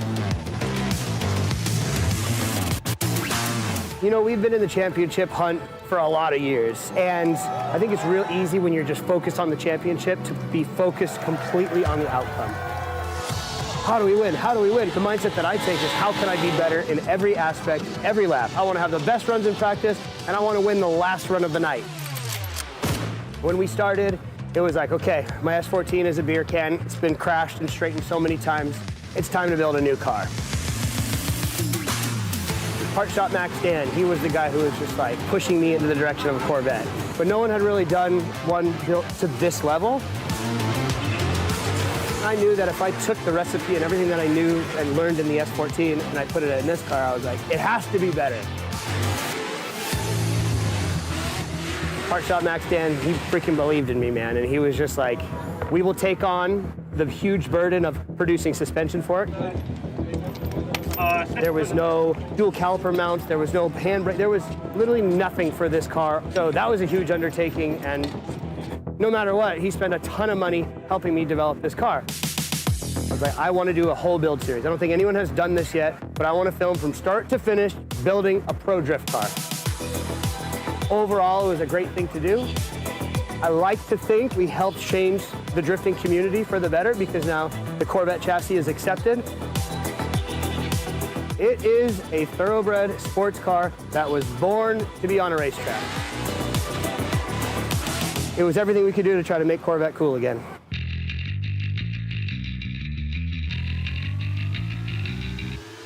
The C8, huh? I knew I had to do something out of the box. It was one of those things where like it revealed itself to me. The only thing that mattered to me, I was like, man, we got to build one of those cars. We have to be the first to do it. This is a really nice race car, but when you look at the C8, you're like, that's an amazing race car. We took everything that we learned building this car and tried to elevate it. That car is every inch of every angle, of every radius, of every single bracket, and every piece of hardware had to be the best that I could possibly make it. I'm just honored to be a part of the build, and I'm just so thankful for the partners that believed in me to do it because we're finally getting to enjoy it.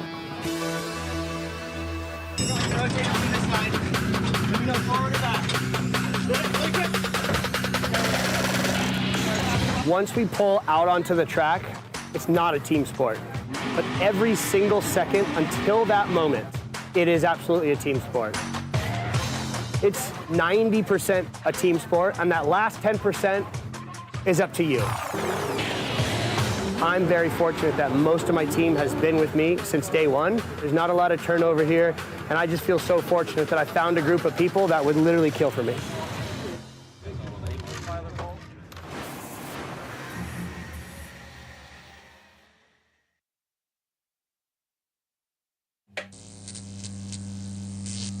And the driver that elevated and gets the win is unanimously Odie Bakshi's.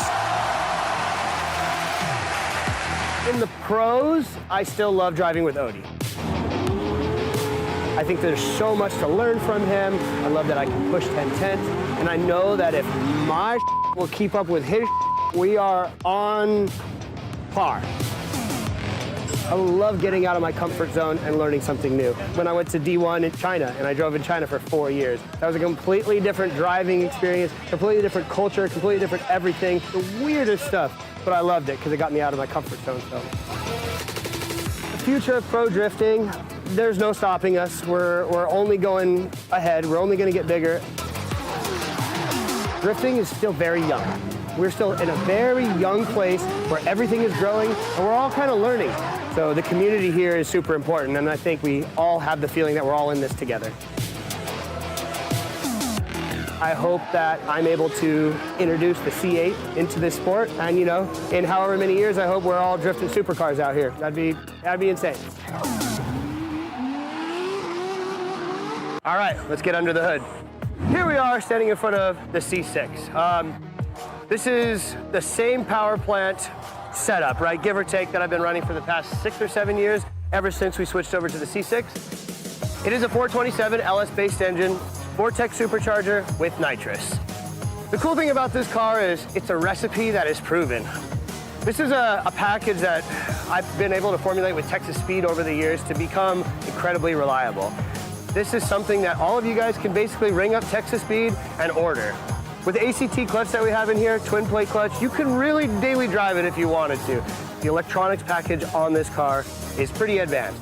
Everything is all linked, all the sensors, the digital dash, and it is a Link ECU. This is an off-the-shelf Borla exhaust.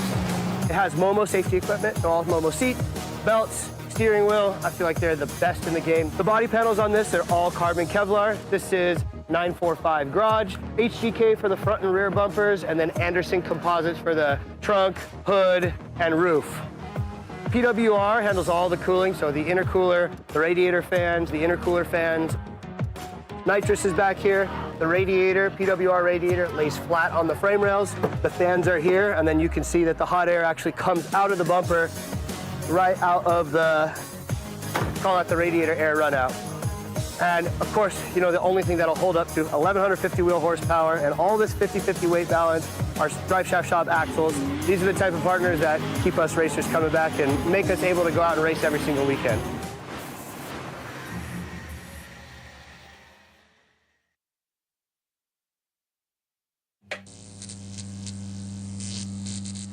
Now for the C8 Corvette. And normally we would say, what's under the hood? We gotta go to the back. It's a weird one. I know, come on. At this point, this thing's more of a show car than it is a drift car, but we're changing that. We already have 2 test days under our belt. This is a LS engine. This is a tall deck, raised cam, Concept Performance LSR block, 4 1/4 stroke crank, puts this thing at 468 cubic inches. This is naturally aspirated, high revving, very exotic. The reason why this thing sounds exotic and crispy and almost like a street bike is because when this cylinder fires, the next one to fire is this one, and the next one to fire is that one. And what that actually does is the exhaust pulses help pull the other one out as it's firing and sending it into the collector. This is a transaxle transmission, so that means that the transmission and the diff are all in one. And of course, when I envisioned this thing, I was like, I have to have a K&N sprint car box filter on this. This is a transaxle mount, so it hangs the transaxle, but it also ties the frame rails together. CAD Chris designed this insane billet mount with billet receivers that we welded into the chassis. Anderson composites, carbon doors.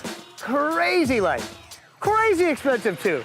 Cage Kits Cage, same thing. They came out, scanned the chassis. You can tell these door bars are kind of like my style. This is how I like them. C6 carbon fiber dash, the same Momo seats as the race car. Super Cup and a Daytona, red Momo belts, always the best. Momo steering wheel, rugged radios. These cars share the same fuel pump, but this one you can change right out here. So if you ever have a fuel pump issue, you take that plate off, Aeromotive fuel pump, comes right out, drops right in, super handy. PWR radiator, dual spall brushless fans, Aeromotive water pump, radiator mounted. This is something that I'm super proud of. This way, you bolt the water pump directly to the radiator. You lose 4 fittings, a foot of line, whatever it might be, and the water pump is incredibly easy to change. To be honest, we haven't even turned the nitrous on. I've been so freaking terrified of this engine that it made 840 wheel horsepower. I was like, let's leave it. For me to be able to represent an iconic company like Liberty Walk here in the United States on a very American style drift car with a Japanese body kit, it's like, it's the coolest freaking thing ever. So this has a brand new G5 Link ECU. It is a Voodoo Pro. It is the latest and greatest. It has Wi-Fi, it has GPS, it has all the freaking bells and whistles. This thing has 8 O2 sensors, so it is interpreting 8 different cylinders and trimming the fuel to make it exactly what we need and make as much power as possible. And that completely communicates with the AIM, which is the power distribution of the entire car. The goal is to drive this car, develop it, dial it in, and then bring it out here for Formula Drift in 2026. Now it's time, head down, grind, drive this thing, and have a good event this weekend.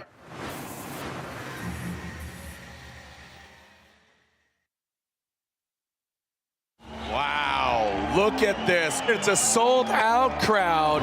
Formula Drift is back. Are you ready to meet your top 16? Make some noise! I think the first round of the year is really all about getting back in the groove and hopefully coming out swinging, and we're trying to do that. With the three-time Formula Drift champion, Frederick Osbo! Yes, sir. There we go. Frederick Osbo, the hammer being dropped. We're here to have fun. We're here to put on a show, and we're trying to not pressure ourselves too much. Ken Gucci trying to catch the Supra. These guys are going for it. And Frederick Osbo gets the win unanimously. Are things dialed in for you? The last battle with Ken felt great. Felt like I finally got the lead run down. I had a pretty solid chase on him. And I'm going to need everything I got now because I'm going up against Ryan next. Here we go, Frederick Osbo. Right now, his bitter enemy, Ryan Turk. But Ryan Turk's going to fight for it.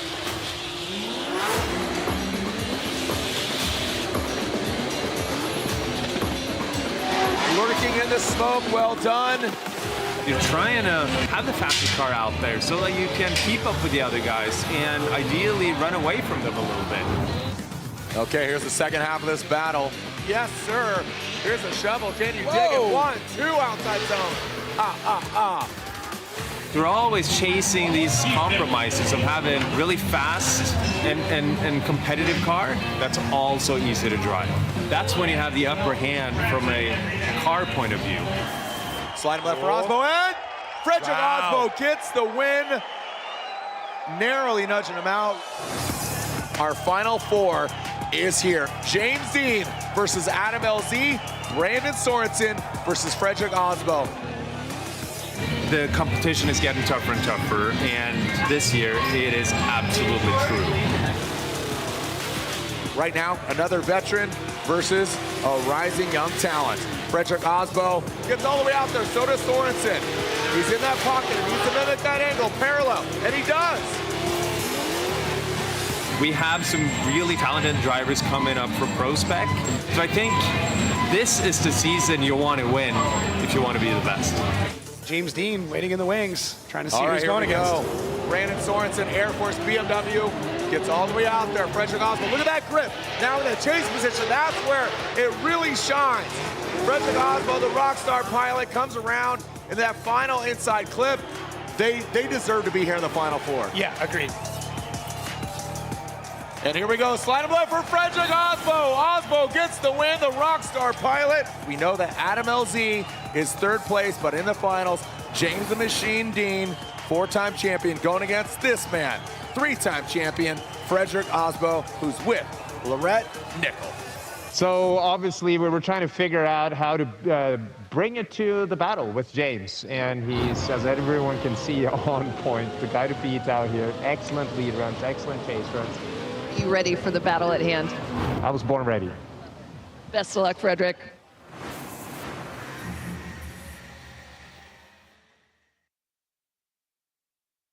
Seven championships between these two drivers. Here we go. James the Machine Dean out front, Frederick Osbo in the chase position. Look at the massive angle from James Dean. Frederick Osbo chases him down. Well done, gets into the pocket. James, massive angle. What's it gonna come down to? It's gonna come down to the nuances. What we are looking at are the two most dominating drivers in drifting history, going head to head and trying to nudge each other and figure out the last 1%. Oh, doctor! Split decision. They're going one more time. Gangsters, absolute warriors of Formula Drift. Look at James shaking up. This is the James we have not seen at all. James Dean transitions into that final inside clip. Round of applause of both of these champions. There is Freddie's team. Look at them. Come on. Yeah. Celebratory burnouts, are they? And now your winner, unanimously, Frederick the Norwegian Hammer Osbo.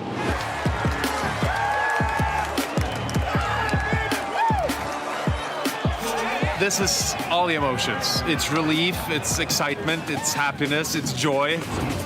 It takes a lot out of you mentally, and then you win. And you're like, did that just happen? Without further ado, your winner, Frederick the Norwegian Hammer Osbo!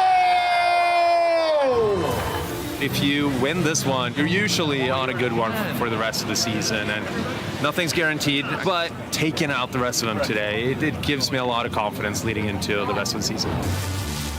Congratulations to Frederick Osbo, your points leader after round one. Send it, Long Beach. See you in Atlanta.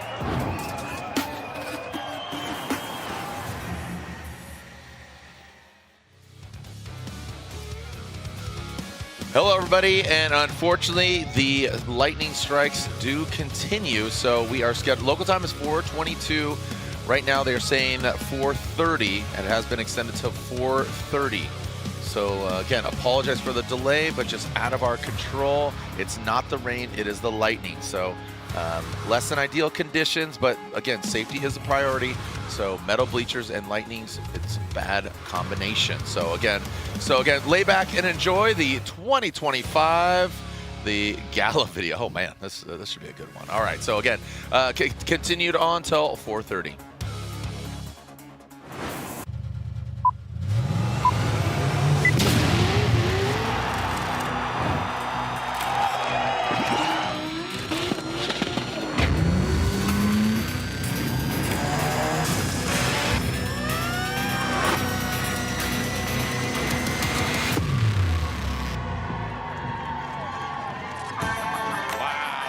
Look at this. Formula Drift is back. I think the first round of the year is really all about getting back in the groove and hopefully coming out swinging. Welcome to the streets of Long Beach. What we are looking at are the two most dominating drivers in drifting history, going head-to-head. Gangsters, absolute warriors of Formula Drift. There is Freddie's team. Look at them. Congratulations to Frederick Osbo, your points leader after round one. If you win this one, you're usually good for the rest of the season, and taking out the rest of them today, it gives me a lot of confidence leading into the rest of the season. We're about to cook because we're in the South, baby. But right now, it's Osbo and Dean in the finals. The plot thickens. It was a split decision. Here we go, the one more time battle. There's so much pressure. The margins are this big. We're there as gladiators, risking everything. And that sort of pressure, I love and hate. The third battle between these two guys. Are we gonna get a victor?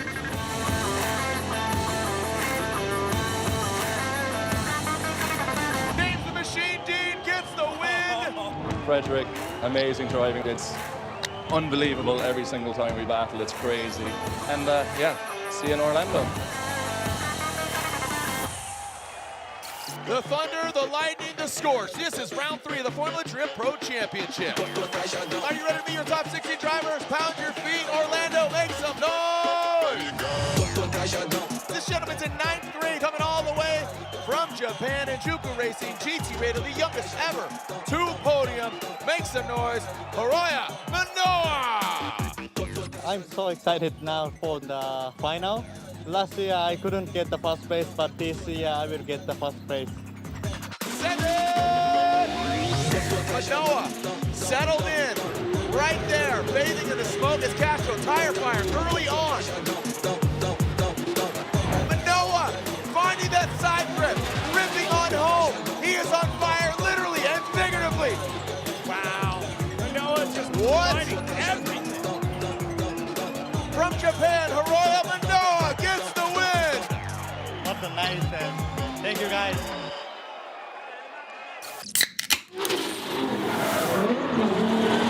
Hi, my name is Kevin Wells, competition director of Formula Drift. We did some course changes. Hopefully we don't have a lot of oil downs and cleanups. So let's check it out. Whoa, and Shanahan goes into the wall. I've done some stupid stuff before. Definitely the stupidest one. Oh my. Front wheels come off the ground on the truck? I don't know if the front wheels came off, but that like, whoa!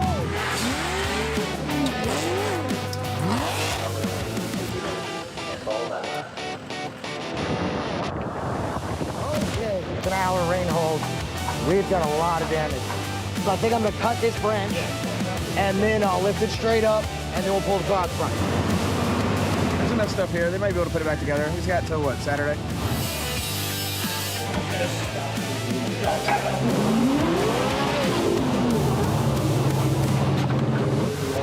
We're going to do another thing. Actually, the first rescinding. Wow, I'm so honored.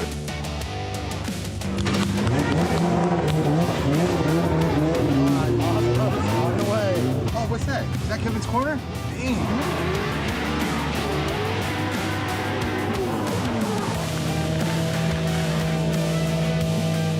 Well, our cars are Holy that was f***ing awesome.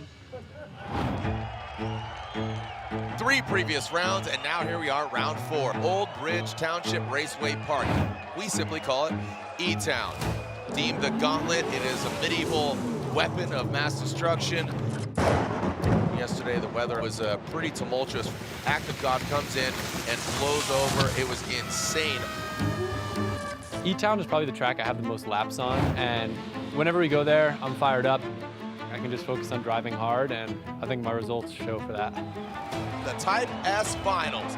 They are here. Frederick Osbo, our current points leader, is going against arguably one of the most popular drivers in the field, Adam LZ. Adam LZ initiates in the outside zone. He drags bumper, sparks go flying. Freddie makes a mistake. He goes into the inside. Could Adam LZ get the victory? A massive mistake by Frederick Osbo. Adam LZ, a dynamic lead run. Man, what a run from both of these drivers. Back on the box once again, unanimously is Adam LZ. This feels like my home away from home. So to have my friends here, my sister, my nieces, my nephews, all you guys cheering, I wanted to put on a show and drive as hard as I could, and that's what I did.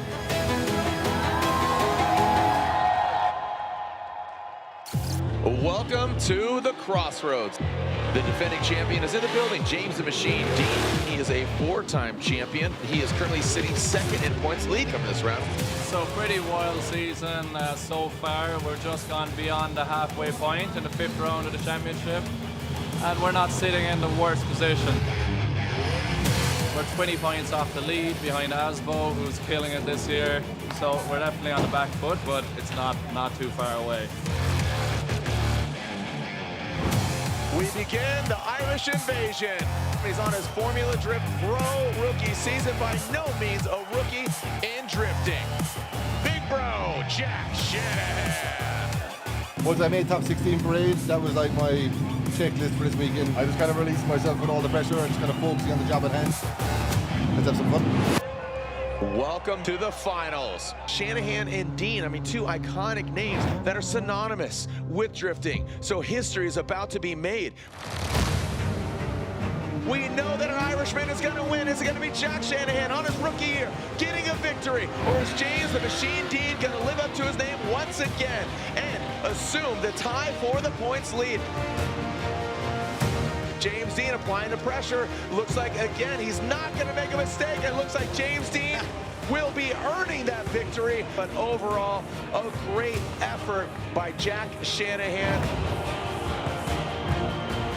James the Machine Dean gets the win. 2nd place on his Formula Drift rookie season. Make some noise for Jack Shanahan. It was actually the most fun I've had driving in a long time in a pro atmosphere, because I finally just kind of like took my mind off it completely and was like, I'm getting to drive with some of the best drivers that like drifting will ever see. Tonight was special. It was really, really cool.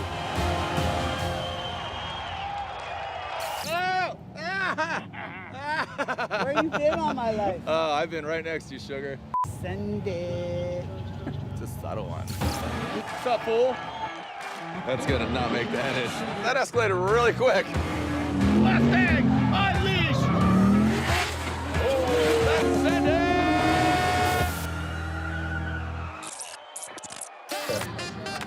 Kiss the ring, The dude. first one. Kiss the ring. First one to kiss it. Kiss the ring. I love it. That ring's bigger than you.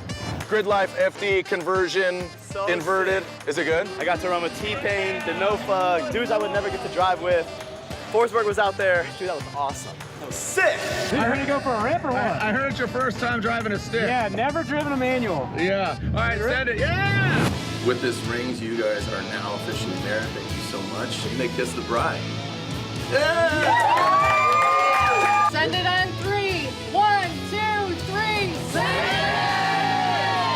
Accessories? I mean, checker flag's pretty fire, right?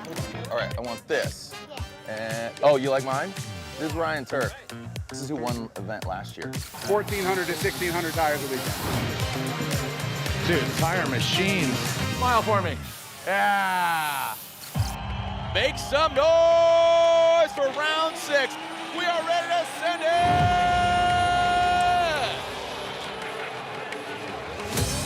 Formula Drift is absolutely insane. Every driver is pushing 1010s, and the bar gets elevated literally during practice. So it's kind of a sink or swim. Better keep up or you're gonna go home. We are seeing James once again on the box. Will it be the top spot or will Matt Field get it done? Matt is leaving it all out of the track. He goes off course. Matt Field finds himself on the wrong side of the lines. And did Matt Field make a major mistake? Looked like contact was made. Was he shoved out of the way? James with a little smoky donut to end it. Good work, Matt. That was a hell of a day. Thank you. And the winner is, unanimously, Matt Field gets the win. A 2-year dry spell has come to an end. Congratulations to him. To get this as a clean-cut, unanimous win feels great because I knew I was pushing 1010s on my chase, so for him to run into me, what that meant is that he knew he had to push 1010s on his chase. That means I did something right.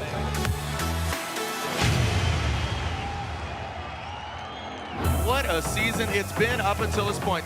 If James Dean wins in the Final Four, he will be your 2025 Formula Drift Pro Champion once again. Championship situation right now is looking pretty strong. James Dean drops into formation.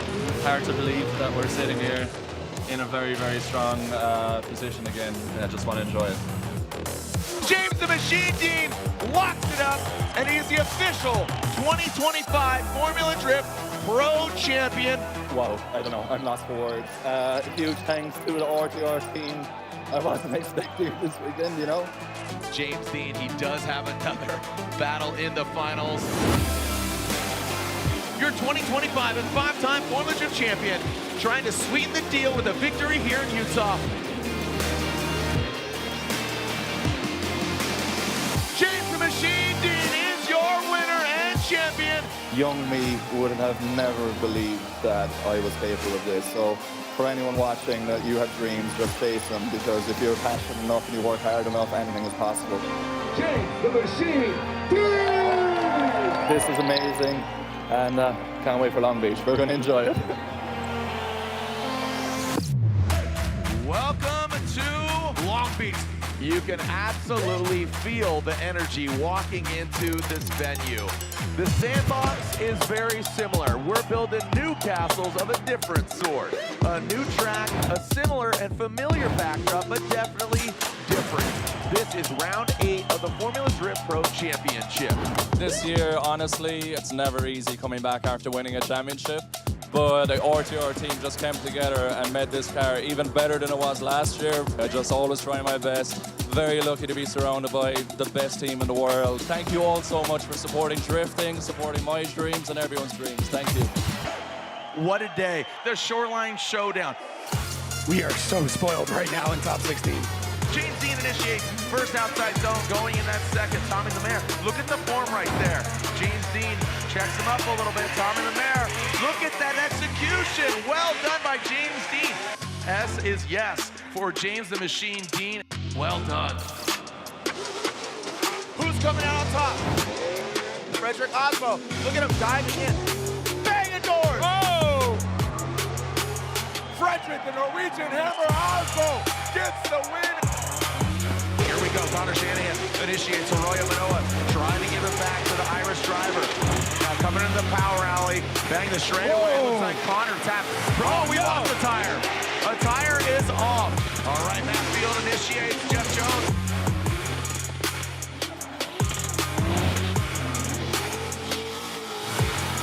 These guys are going for it. Gangsters, absolute warriors of Formula Drift. Whoa, buddy! Oh my gosh! Let's take a look. Adam LZ, that Drift HQ. BMW, remember, he's fighting for second. Oh!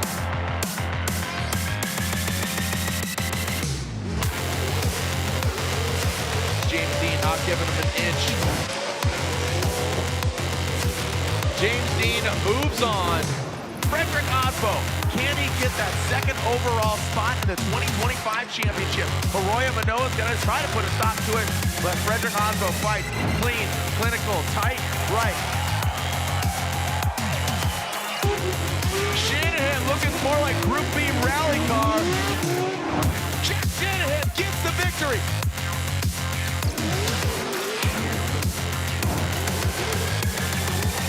From Japan, Arroyo Manoa gets the win. And now Turk comes on through. Ryan Turk ripping through. We are going into the final round here at Formula Drift Long Beach. Thank you to all the fans out here. You guys packed this place out and truly make this a special event. Coming here 2 times in 1 year is phenomenal. I love it, so thank you all. This track proved that we can build a track anywhere. And I'm excited to see where we take it next.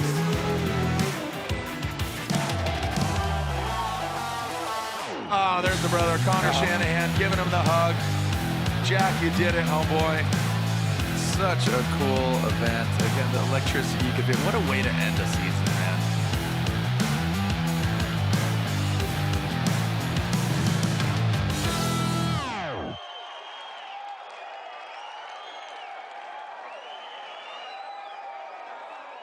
Guess what? We are opening the bleachers back up again. So go ahead and grab your seats, grab your umbrellas, and grab your ponchos, whatever to keep you dry. Maybe a friend. You gotta hold my friend over me. Yeah. Jacob, get over here. I need to stay dry. I'm gonna hold you above my head. All right. So it is wet.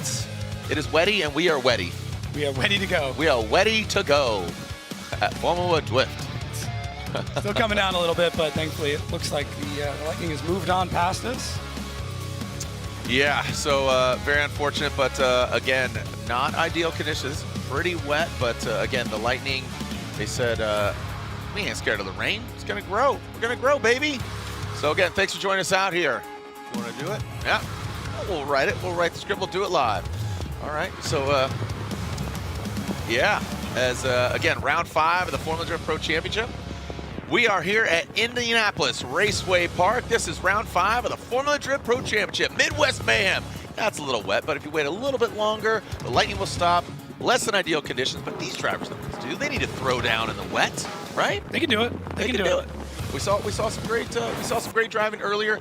Definitely, it is coming down more aggressively. But again, these drivers are very capable. We are many battles into top 32. We got 6 battles left. Some drivers are already pre-seeded due to their qualifying and having some bye runs. But overall, Midwest, we've seen some great driving. Obviously, we've seen some accidents, seen some incidents, but overall, they're making it a great event. Yeah, it's been it's actually been a lot of fun, and we'll see how things play out now that we've got a little bit more moisture on track. But a lot of these drivers are incredible at driving in the rain, and a few of them up here, as you can see now. So yeah, James Dean, Odie, Jack, they've all done incredible things in wet conditions. Frederick Osmo, Dylan Hughes, Chris Forsberg, Cole Richards, Ryan Turk. That's where we stand for the top 10. Yeah, Freddie moved up to 6. Oh, wow. With, taking out Dylan Hughes. So, so that shaking things up. These are live scoring as far as the Drivers' Championship goes, with James Dean still leading the pack. He, again, qualified well, so he does have a bye run, but we are getting ready to, again, see our first pair, and that should be, looks like Wataru Masayama and talking about Osoli. Yeah. This is what the bracket looks like right now. As you can see, a couple of fun battles already set up. Jack Shanahan, Cody Buchanan. That'll be good. I mean, Cody's going to have a bit of a time. Jack drives incredibly well in the rain. Cole Richards, Adam LZ. That'll be a great heads-up battle. I'm really looking forward to that. Adam did have a bit of an incident earlier on, but I think their team is able to get that sorted. And then after that, that's the big one. James Dean, Frederick Osbo. That's a lot of titles between the two of them. Another name that is missing on the right-hand side would be Odi Bakshi. So Odi Bakshi does have basically a bye run. We won't see him run. We won't see Matt Field run, but they are already into the top 16. It will be wet, but we will continue. So again, the lightning allegedly and has passed. It's outside of 5 miles. Outside of 5 miles, yeah. Turk and that Rain-X Toyota Corolla. Everybody run over Turk's pit and get some Rain-X, either windshield wipers or any of the Rain-X. You know, obviously the film. You got plenty of Rain-X products. You're gonna need it all because it's wet. Yep. You need a poncho and an umbrella. And a friend. And a friend. Yeah. Yeah. So, yeah, there are the heats and that we have left to do. Wataru Masayama, Connor O'Sullivan, Brandon Sorensen versus Hansen, Connor Shanahan. Expect the Shanahans to drive well in the wet. Who else? Gucci and Rome. There's some California kids right there. Yeah, that'll be an Ryan interesting Turk, one. Dan Burkett, TLO. He knows how to drive in the wet. For sure. Derek Madison. You know, St. Louis, more on the snow as opposed to the wet. But Tommy Lemaire being from Great White North, and yeah. It's a really, really good shakeup, the way that qualifying ended up, and I like the way that we have these sections. This gives you an idea as well what the 4 corners of the bracket are to kind of see who's going to be battling out for those top 4. So you can start to take a look and figure out how this might end up turning out by the end of this day. And you know, a driver that made a lot of noise yesterday was the youngest of the Sorensen trio, and Cameron Sorensen. Yesterday, the youngest ever to win an event, 14 years young, man. There he is. He went against his sister. She blew a belt, unfortunately, so he did defeat her.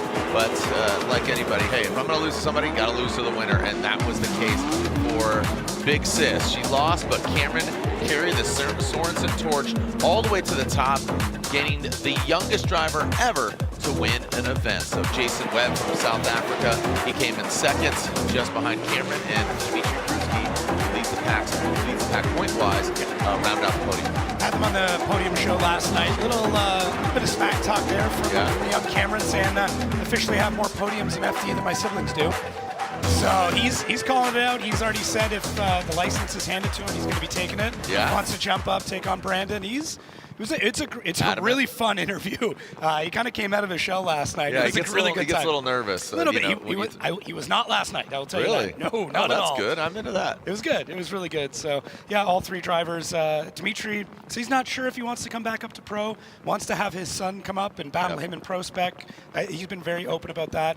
And Webb saying if you can find the budget, he's happy to make the jump as well.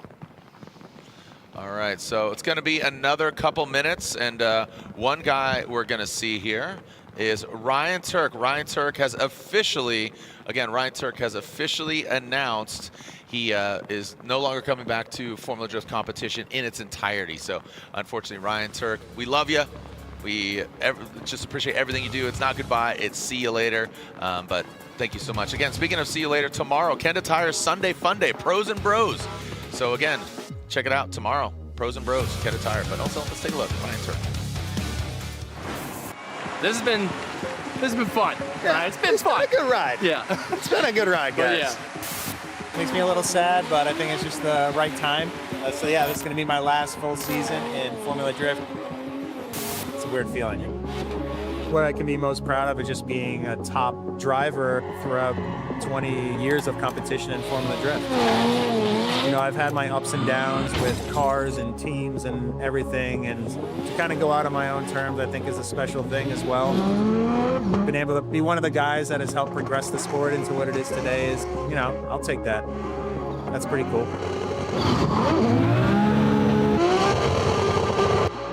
You know, my wife and I just had our second son, on October 31st, so he's a Halloween baby. His name's Sonny. And then we also have our first son, Roman, who's about 4 years old now. You know, I've been doing drifting for so long. I've been chasing it for 20 years. And I just feel like I've given everything that I can give the sport. Come on, make some noise, Atlanta! This is Ryan Turk's swan song!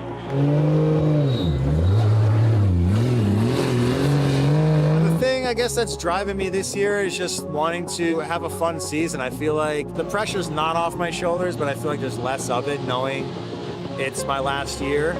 And I think trying to just look at the sport and enjoy it for what it is without having to feel so focused on all these minute things. He's advancing on into the Great Eight.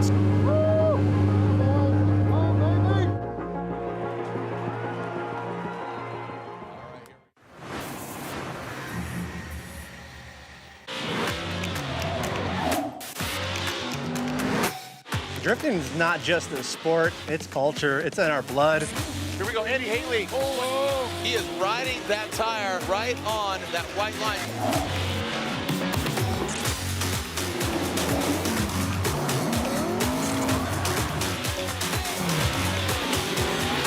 Tires are what we live and breathe in Formula D. We couldn't do this without them.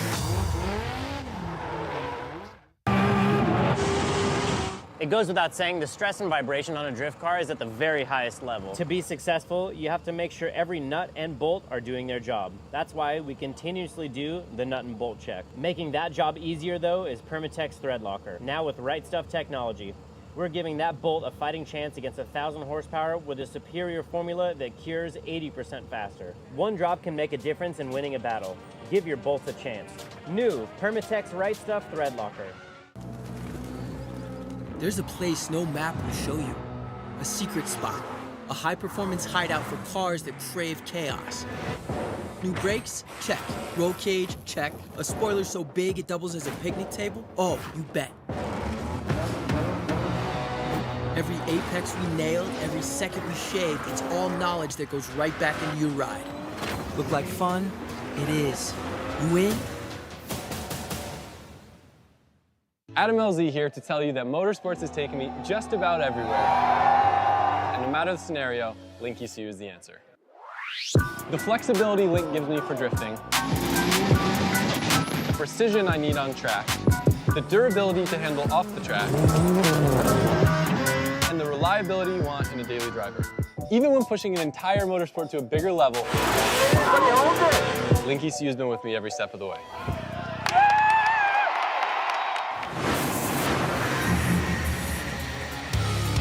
All right, welcome back. Look at this. The water is coming down. It is dumping now. You can see, looks like the drain, looks like they are trying to pump it out, clear it out.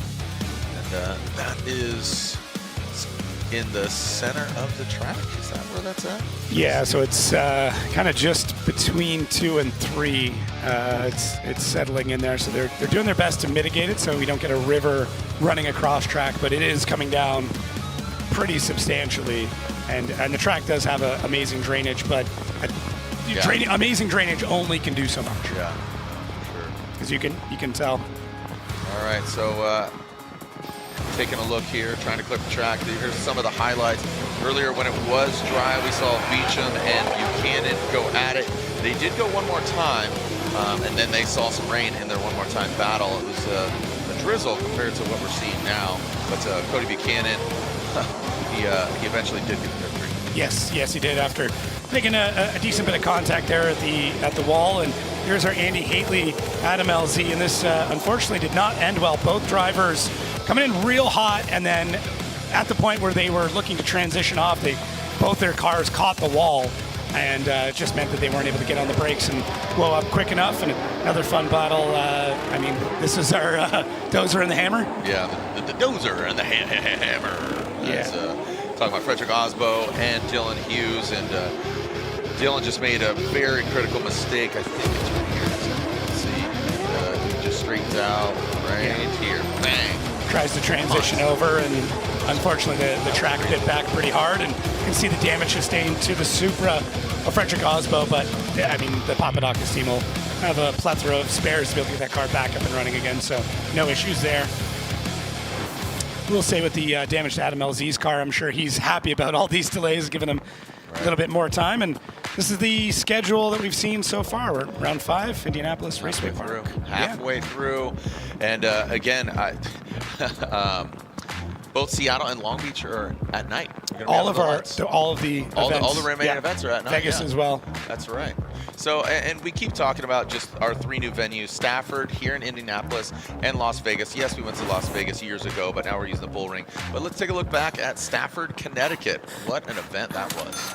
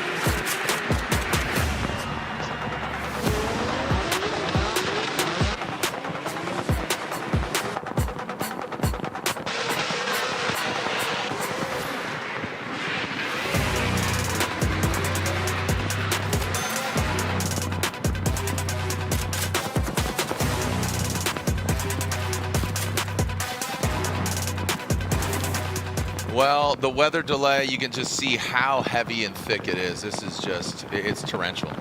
It's not an ideal situation by any means. We cleared the lightning, and unfortunately a massive downpour came just behind that, and we're more or less just making sure that we don't have a lake running through parts of the track. As we said, the drainage is really, really good here, but it's just not able to kind of keep up with the amount of downpour we've got. So teams out there actually, I mean, they're pumping, they're doing everything they can to get this sorted. It does look like the system will pass by us at some point.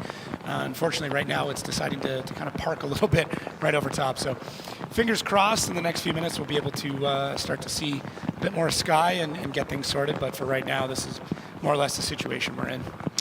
All right, so again, another weather delay. Unfortunately, it's you know, we'll drift in the rain, but this is buckets. This is just out of hand. So again, appreciate your patience. And if you aren't patient with it, I apologize. It's nothing we can do. We appreciate you anyways. Yeah, appreciate you anyway. So again, thanks for joining us here. Rain delay, local time 4:54. We have 6 more battles left in 32. You know, we do schedule to have a halftime break. I think we might potentially still be on schedule, surprisingly. No, because it's we scheduled to go top 32 till 5:30 with a halftime break going till 7. So and top 16 begins at 7 o'clock. Gotcha. 7 to 10. So. They're working through a few scenarios, and I mean, nothing to report at this time, but there's a couple options on the table for the schedule. So once we hear back as to what we're doing, we'll definitely make sure to let everybody know. But for right now, it's kind of continue on. Yep. Yeah. Enjoy Under the Hood with Castro Racing. Jonathan Castro, Dominican's finest.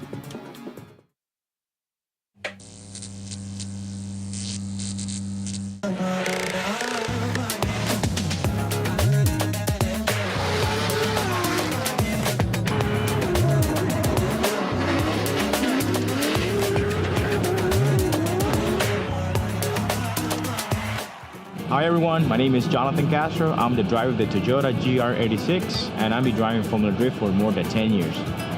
Most of the time in drifting, you always have a good time. You always expressing yourself, as you said, with the driving. Your driving style, your personality shows on the track. Sometimes people say that I'm a very nice guy when I'm outside, but when I'm putting the helmet on and just it changed my. Presenting the Latin America, Latin drivers, Latin community is a lot of weight on my shoulder for sure. Being Dominican is add more, of course, because I was born, raised, and first time I actually came to the United States was to drive in Formula Drift. Never knew English and when any of this, and just learned through the course of me driving here. We had to say how it is. This is the best of the best. This is the toughest series in the world, drifting, with the toughest driver, with the toughest machines, the toughest cars, the craziest builds, and the speed. I think one of the biggest friendships that I have is even here in Formula Drift, like pretty close friend of Freddie Asbro. We hang on in Norway, in Dominican Republic, places we've been driving. Not only driving on worldwide, we're also having a good time together, just enjoying life. Once you're in the pocket, you are close, you can see the name of the person, almost the helmet, like you can almost see his eyes, expressions. At that speed is an unbelievable moment. It's just like you are synchronized with that driver, chasing wherever he goes in the most beautiful way. Is the best feeling, especially drivers are all out. But you know they're gonna go out, you go all out, and you just trust him, and you just on the pocket, transfer on the pocket again. It is just the best feeling ever. You do that, it's just like give you a full pack of energy to just keep pushing because you want to keep living that moment.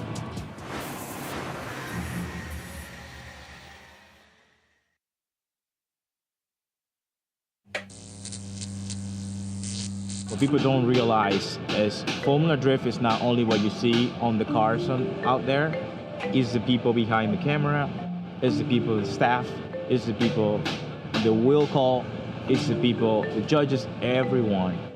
They are human beings, and they are feelings, and they share, put passion, money, time into this for us to be here.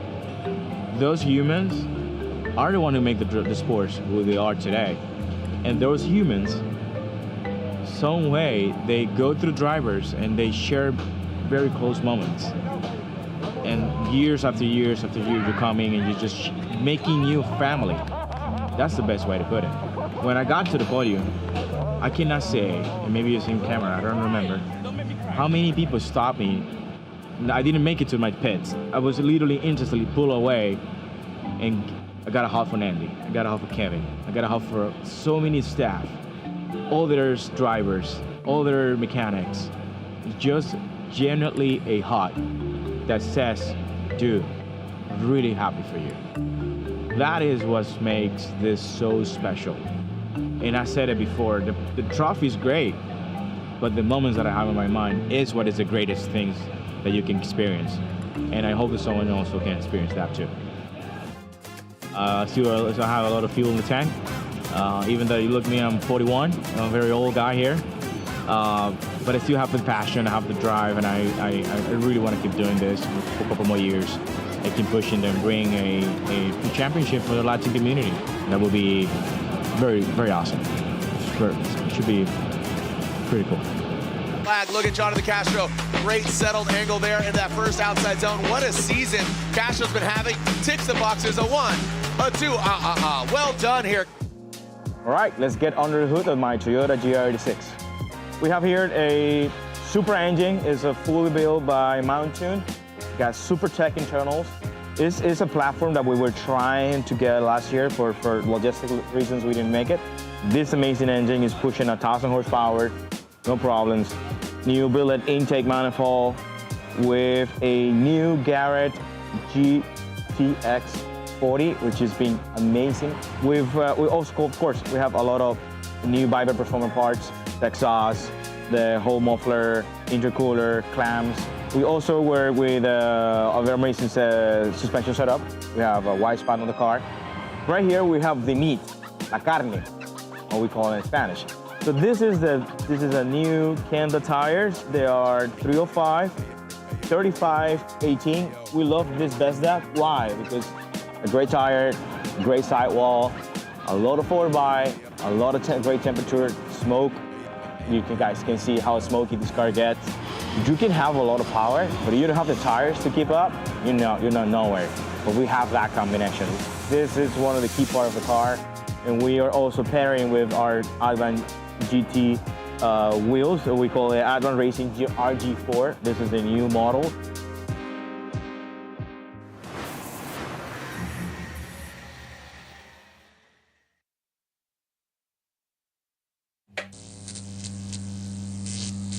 You see a car, you wanted to see what is expression. So we work with John Sibal, who helped us to make this amazing design. For me, it's my favorite design. You have this black with some white and blue and red. It makes me feel a little angry, but at the same time I have my Dominican colors, and our sponsors are very happy with this. And we pair it with our Rocket Bonnie kit, Pandan in the car, which is, you can see the car is very aggressive. You have this aggressive look, but at the same time, it keeps the style. So you pair that with a very nice 7 carbon hood, 7 carbon door, 7 carbon trunk. You can see this trunk is carbon fiber. Believe it or not, our office is one of the safest offices in the world.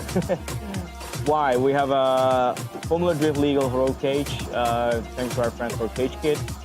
Circuit, Sparker Circuit 2, seat helmet, steering wheel, Sparker steering wheel too. 6XZ transmissions, which being also a very key part for our team. Belts, of course, steel helmet, tons. The only way that you can do this sport at the level that we're doing is with safety attached to the car. It's very important for us that our office is safe, and that's why we have the best on the car. This for me is one of the best part, or the most iconic part of the car. I've always been carrying my Dominican flag in any car I drive, I know since 20 years or more. It's been an important part for me. And now we have a little black into it with the shield, Dominican shield, because I'm really, really proud where I am, where I'm coming from, the Dominican Republic. I'm very, very proud to be Latin, and really, really proud supporting and bringing the Latin blood to the Formula Drift or professional drifting. So really, really happy to be part of this show Under the Hood, and see you guys on the next episode.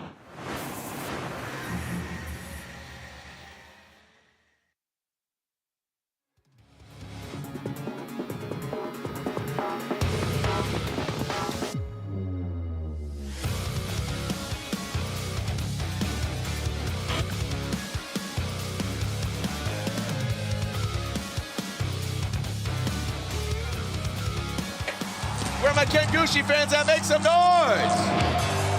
My name is Ken Gucci. I drive for Toyota Gazoo Racing, Gretty Performance, Kenda Tire in their Toyota GR86. No back, applying the pressure, brings the heat, and Ken Gucci can withstand it.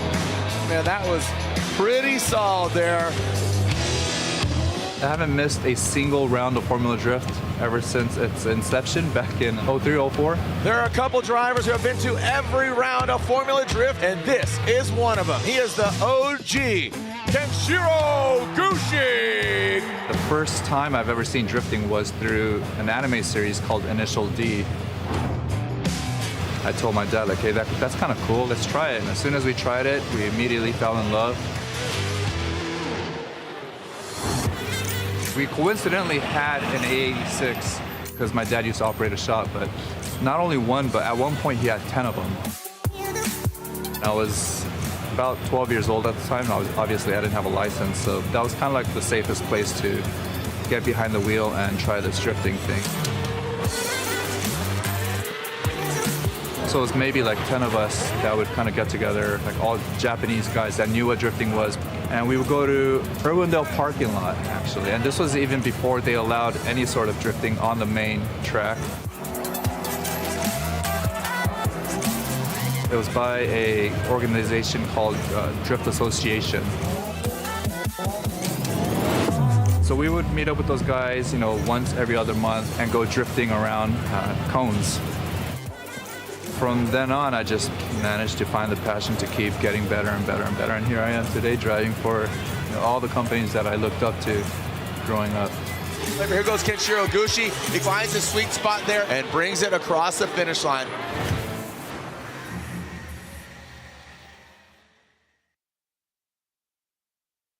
I'm the driver of this Greddy Performance Toyota Gazoo Racing Kenda Tire GR86. Let's get under the hood. I'll tell you what, Gucci is possessed. Look at that lock dial. So this car essentially is the same package that I ran last year. It's using the Greddy Performance 3.2 liter crate engine.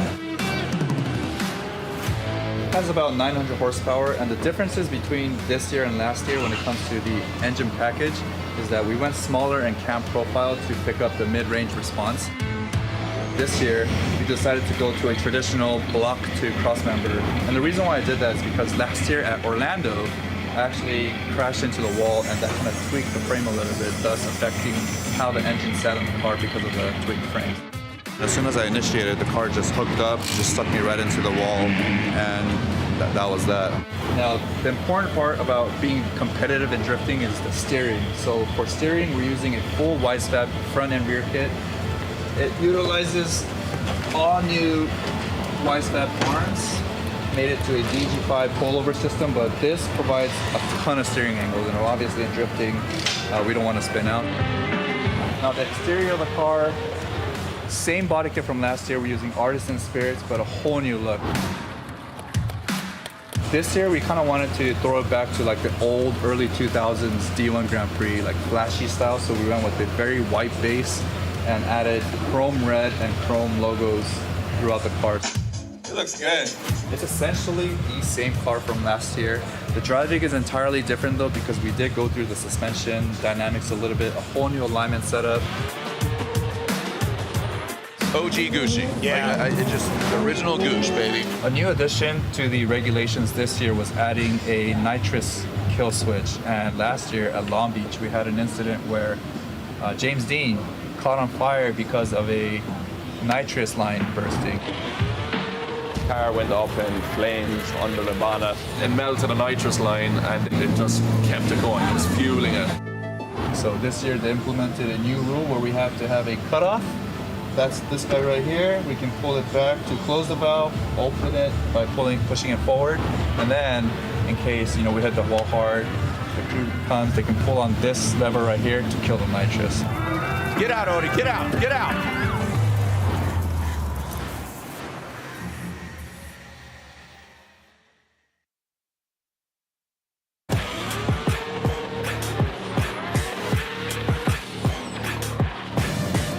It's definitely impossible to do this by myself. I mean, I have a whole crew of guys, even at my own shop, Threes Racing, who's helped me build this car and the foundation of the team from ground up. Ken Gucci now out front in that Greddy Toyota GR86. Kenji's always been down for me. I mean, he always stays as late as he can to help with the program, and he's the hardware that kind of holds the team together. He's everything. He's the president of Greddy. He's a fabricator who's built my car from ground up.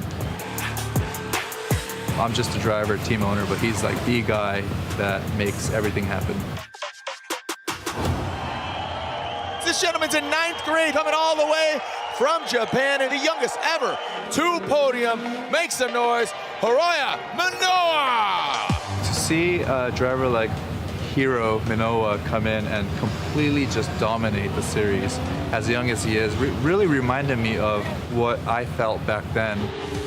I knew watching him, I was like, okay, I made the right choice to become a team owner because one day I want a kid like that driving my car, But till then, I want to still be in the driver's seat competing against him. And Hiroya Minoa gets the win!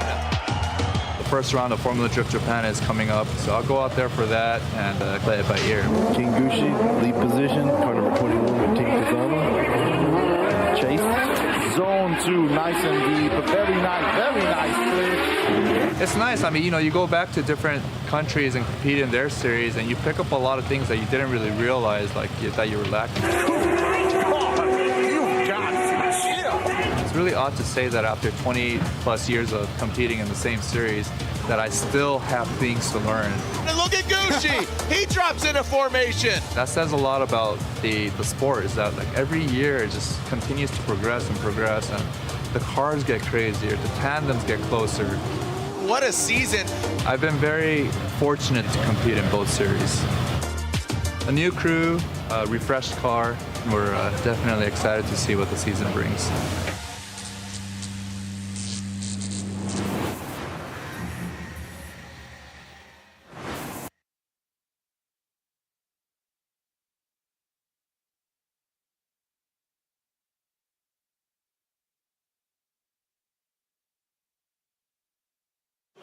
Are you ready to meet your top 60 drivers? Pound your feet. Orlando, make some noise. This gentleman's in 9th grade, coming all the way from Japan. Enjuku Racing, GT Radio, the youngest ever to podium. Make some noise. Hiroya Manoa. The US style is very, very different in the Japanese style, so I tried the simulator. He's won at the Japan most recently. Yeah, he's so much more than just a young sim drifter. He is absolutely wild and the next great competitor. He's got a lot of fans here cheering him on because he is Dominican's finest. He wants to get on the box here in Orlando. Jonathan Castro. Well, this season has been just awesome. Now we're here in Orlando, which is a track that we really love. It's a track that we really enjoy driving. We make some tests, some driving, and the car is just it's getting better every lap. Every lap is just getting faster and quicker and easier to drive. So now the Utes, we got 15 and 21 years old. Hiro Manoa in that Enjuku Racing, Jerry Young Racing, GT Radial, Connor Shanahan, the 86 of their very popular chassis. Connor Shanahan banging the door of the 15-year-old. Looked like he had to pedal back, but look, he is pushing it around. Tandem was so good. The Connor Shanahan is, like absolutely insane. Manoa, obviously phenomenal driver, but how many times has he dealt with a driver literally bullying him around track? I saw he was coming super hard. Then I saw the replay and oh my gosh, I need to pushing super hard again. Yes, sir! Hiro gives it back to Shanahan. He's right there. Yo! Come on, make some noise for Shanahan and Manoa. That was a schoolyard brawl is what we just watched. Give me your milk money. And Hiro Manoa gets the win. Dude, Hiro gave it back. This round is always a crazy one. It's dry, it's wet, it's dry, it's wet again. It's very hot, it's very humid, but the fans are enduring everything, and we're trying to be out there and putting on the best show we can. And now we are seeing Frederick Osbo and Hiro Manoa. With the looming chance of rain, you never really know what you're gonna get. So some of the wildest events in FD history have been here in Orlando. So here we go. Osbo will lead, Manoa giving chase. And now Frederick Osbo, big angle, he turns it up, man. He is not letting this 15-year-old bully him around at all, transitioning to that second inside clip. Hiro drops back in, well done by Hiro Manoa. Hiro against the three-time champ. Flames are shooting at the backside of Frederick Osbo. The tire fire is on. What a run from both these drivers. This year is our first on the new Kenda tires, so we're collecting data with every track that we go to. Every lap you're out there, you're gambling a little bit. So I always make a plan, I always prep, but that can only take you so far. At some point, you got to react to what's happening, and that is the battle. That is the mental battle that's happening out on track. Manoa gets the win. 15 years old, takes out our points leader. That was, so good battle, and I have a good lead and good chase, and Osbo has also good lead and good chase. I'm so happy to get the win, and I cannot wait to drive in the Final Four, and this year I will get first place, Ichiban.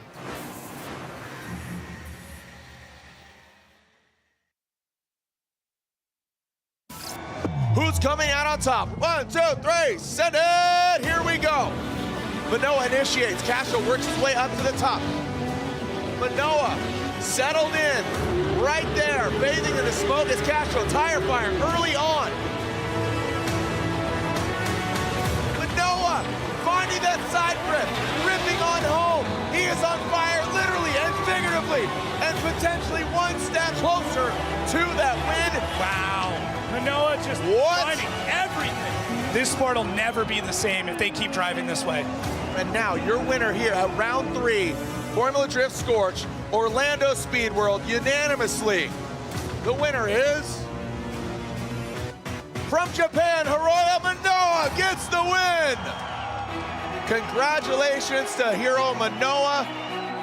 Jonathan Castro gets his first ever podium.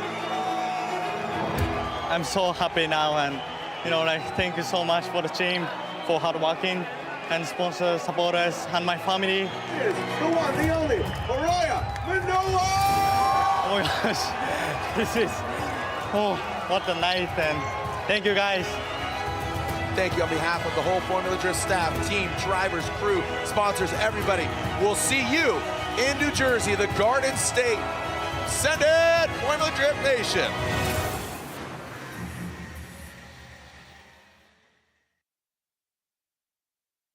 If you are new to Formula Drift or a seasoned fan, you probably have noticed that the most significant and game-changing element of this season has to do with that little dial right here, here, and also this here. For most of drifting's history, fans could only see what happened. Now, we can measure it. Say hello to Wally, Formula Drift's advanced telemetry and vehicle dynamics platform. Built exclusively by Race Data Labs, Wally was designed specifically for one of motorsports' most complex disciplines, drifting. Every car is equipped with an advanced sensor package capable of measuring position, movement, speed, acceleration, rotation, and vehicle dynamics in real time. But Wally doesn't just track where a car is. It understands how a car moves. The system can locate a vehicle to within approximately 1 centimeter and measure drift angle with accuracy better than 2 degrees. Every run is sampled at up to 100 times per second, creating a detailed digital record of every moment on track. Throttle changes, braking inputs, acceleration, deceleration, angle, line, proximity, all measured, all recorded, all available for analysis. But what makes Wally unique is that it was specifically built for drifting. Every Formula Drift competition vehicle is digitally modeled, creating a precise virtual representation of the car. And this allows the system to not only understand where the GPS antenna is located, but exactly where the vehicle itself exists in space, down to the wheels, bodywork, and critical reference points used during competition, like inside zones and outside zones. The result is a level of precision never before seen in professional drifting. During qualifying, Wally can verify how closely a driver follows the prescribed course while maintaining speed and angle. And it's worth noting that Wally is the fundamental reason why qualifying could come back in 2-run format in the first place, because Wally can perform judging mechanics like line and angle at many times faster than a human judge, making it possible to fit into a weekend with 2 championship series. During tandem competition, Wally can analyze closing rates, acceleration differences, vehicle placement, and proximity between competitors with extraordinary detail. And perhaps most importantly, Wally doesn't rely on artificial intelligence to make decisions. There is no black box, no hidden algorithm. Instead, objective data is processed through transparent procedures established by Formula Drift and Race Data Labs. And then the last layer is taking that data directly from the system and putting it right into the broadcast for all the fans to see. The goal is not to replace human judgment. Judges, tandeming side by side, style, these are all the things that make the sport sexy, and we never want them to go away. The goal is not to take that away. The goal is to provide measurable facts, to support consistency, to increase transparency, and to give officials, teams, drivers, and fans a deeper understanding of what actually just happened on track. For decades, drifting has been judged by what we can see, but now for the first time, we can measure it. And this very much is the future of Formula Drift.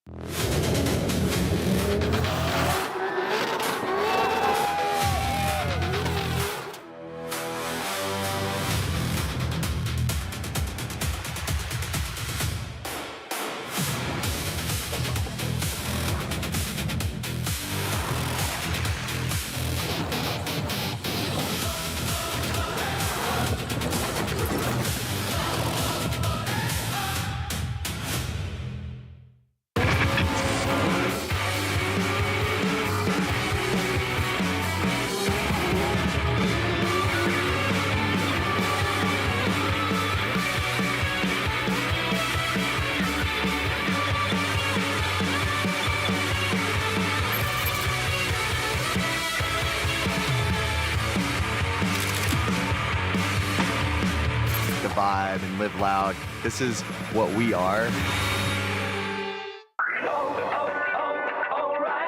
Check engine, ABS, or maintenance light on? There's an O'Reilly Auto Parts. Turn left, Tyler. Take the guesswork out of your warning lights with O'Reilly Veriscan. It's free and provides a report with solutions verified by ASE certified master technicians. And if you don't want to do the repair yourself, we can recommend a shop for you. Okay, Tyler, let's go fix your car. Auto Parts.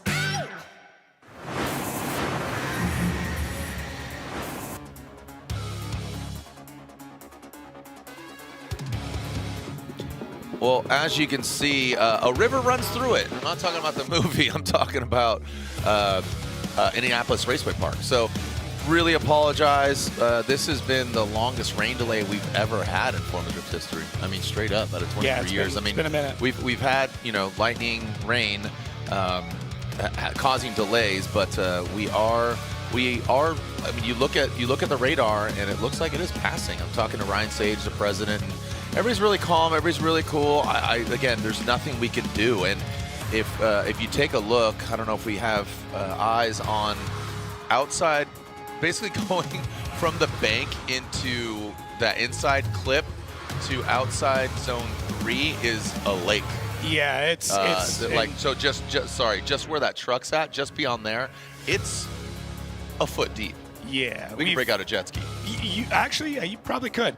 That gives you an idea just a bit to the left of that. But our cameramen are packed away safely. These are just our static cameras. But that lake extends all the way over, across the track and over. So even before we get started, that needs to be resolved because there's a river crossing right now. Yeah, and it's looking more than likely. I mean, what the update that we're getting is it looks like the weather's clearing. It looks like it's going to be clouds. So, you know, we're going to confirm this in a few seconds. But we basically have 6 battles left in 32. And then obviously top 16, 8-4, and so on and so forth. So we need to clear any standing water and prepare the course in the best condition. And given the small, remaining number of battles, we will close the show now and basically come back at 7 o'clock. Yeah, and run the remainder of the show. So concurrently, meaning we'd go 6 battles left in 32, and then we would go into 16. Go straight into it. Yeah. So I think that's the best possible scenario. Just given local time, it's 5:30. So basically, I mean, I'm getting thumbs up from Ryan here, and basically, yeah, we're gonna call it now, so you can just come back at 7. So local time 5:25. You have an hour and a half, right? An hour and a half to collect your thoughts. We'll have, again, 6 more battles left in 32. Again, 6 more battles in 32. Hammer those out, and then get right into 16, top 16. So that's, I think, the best possible scenario, because even if it stops raining right now, the track has a lake on it. So we can't do anything with that. There's no shot.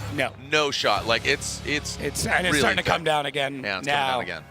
So this will give everybody as even of a playing field as well. We'll get, fingers crossed, as much of this water pumped out. I mean, hey, if you're here with a truck and a pump in the back, let us know.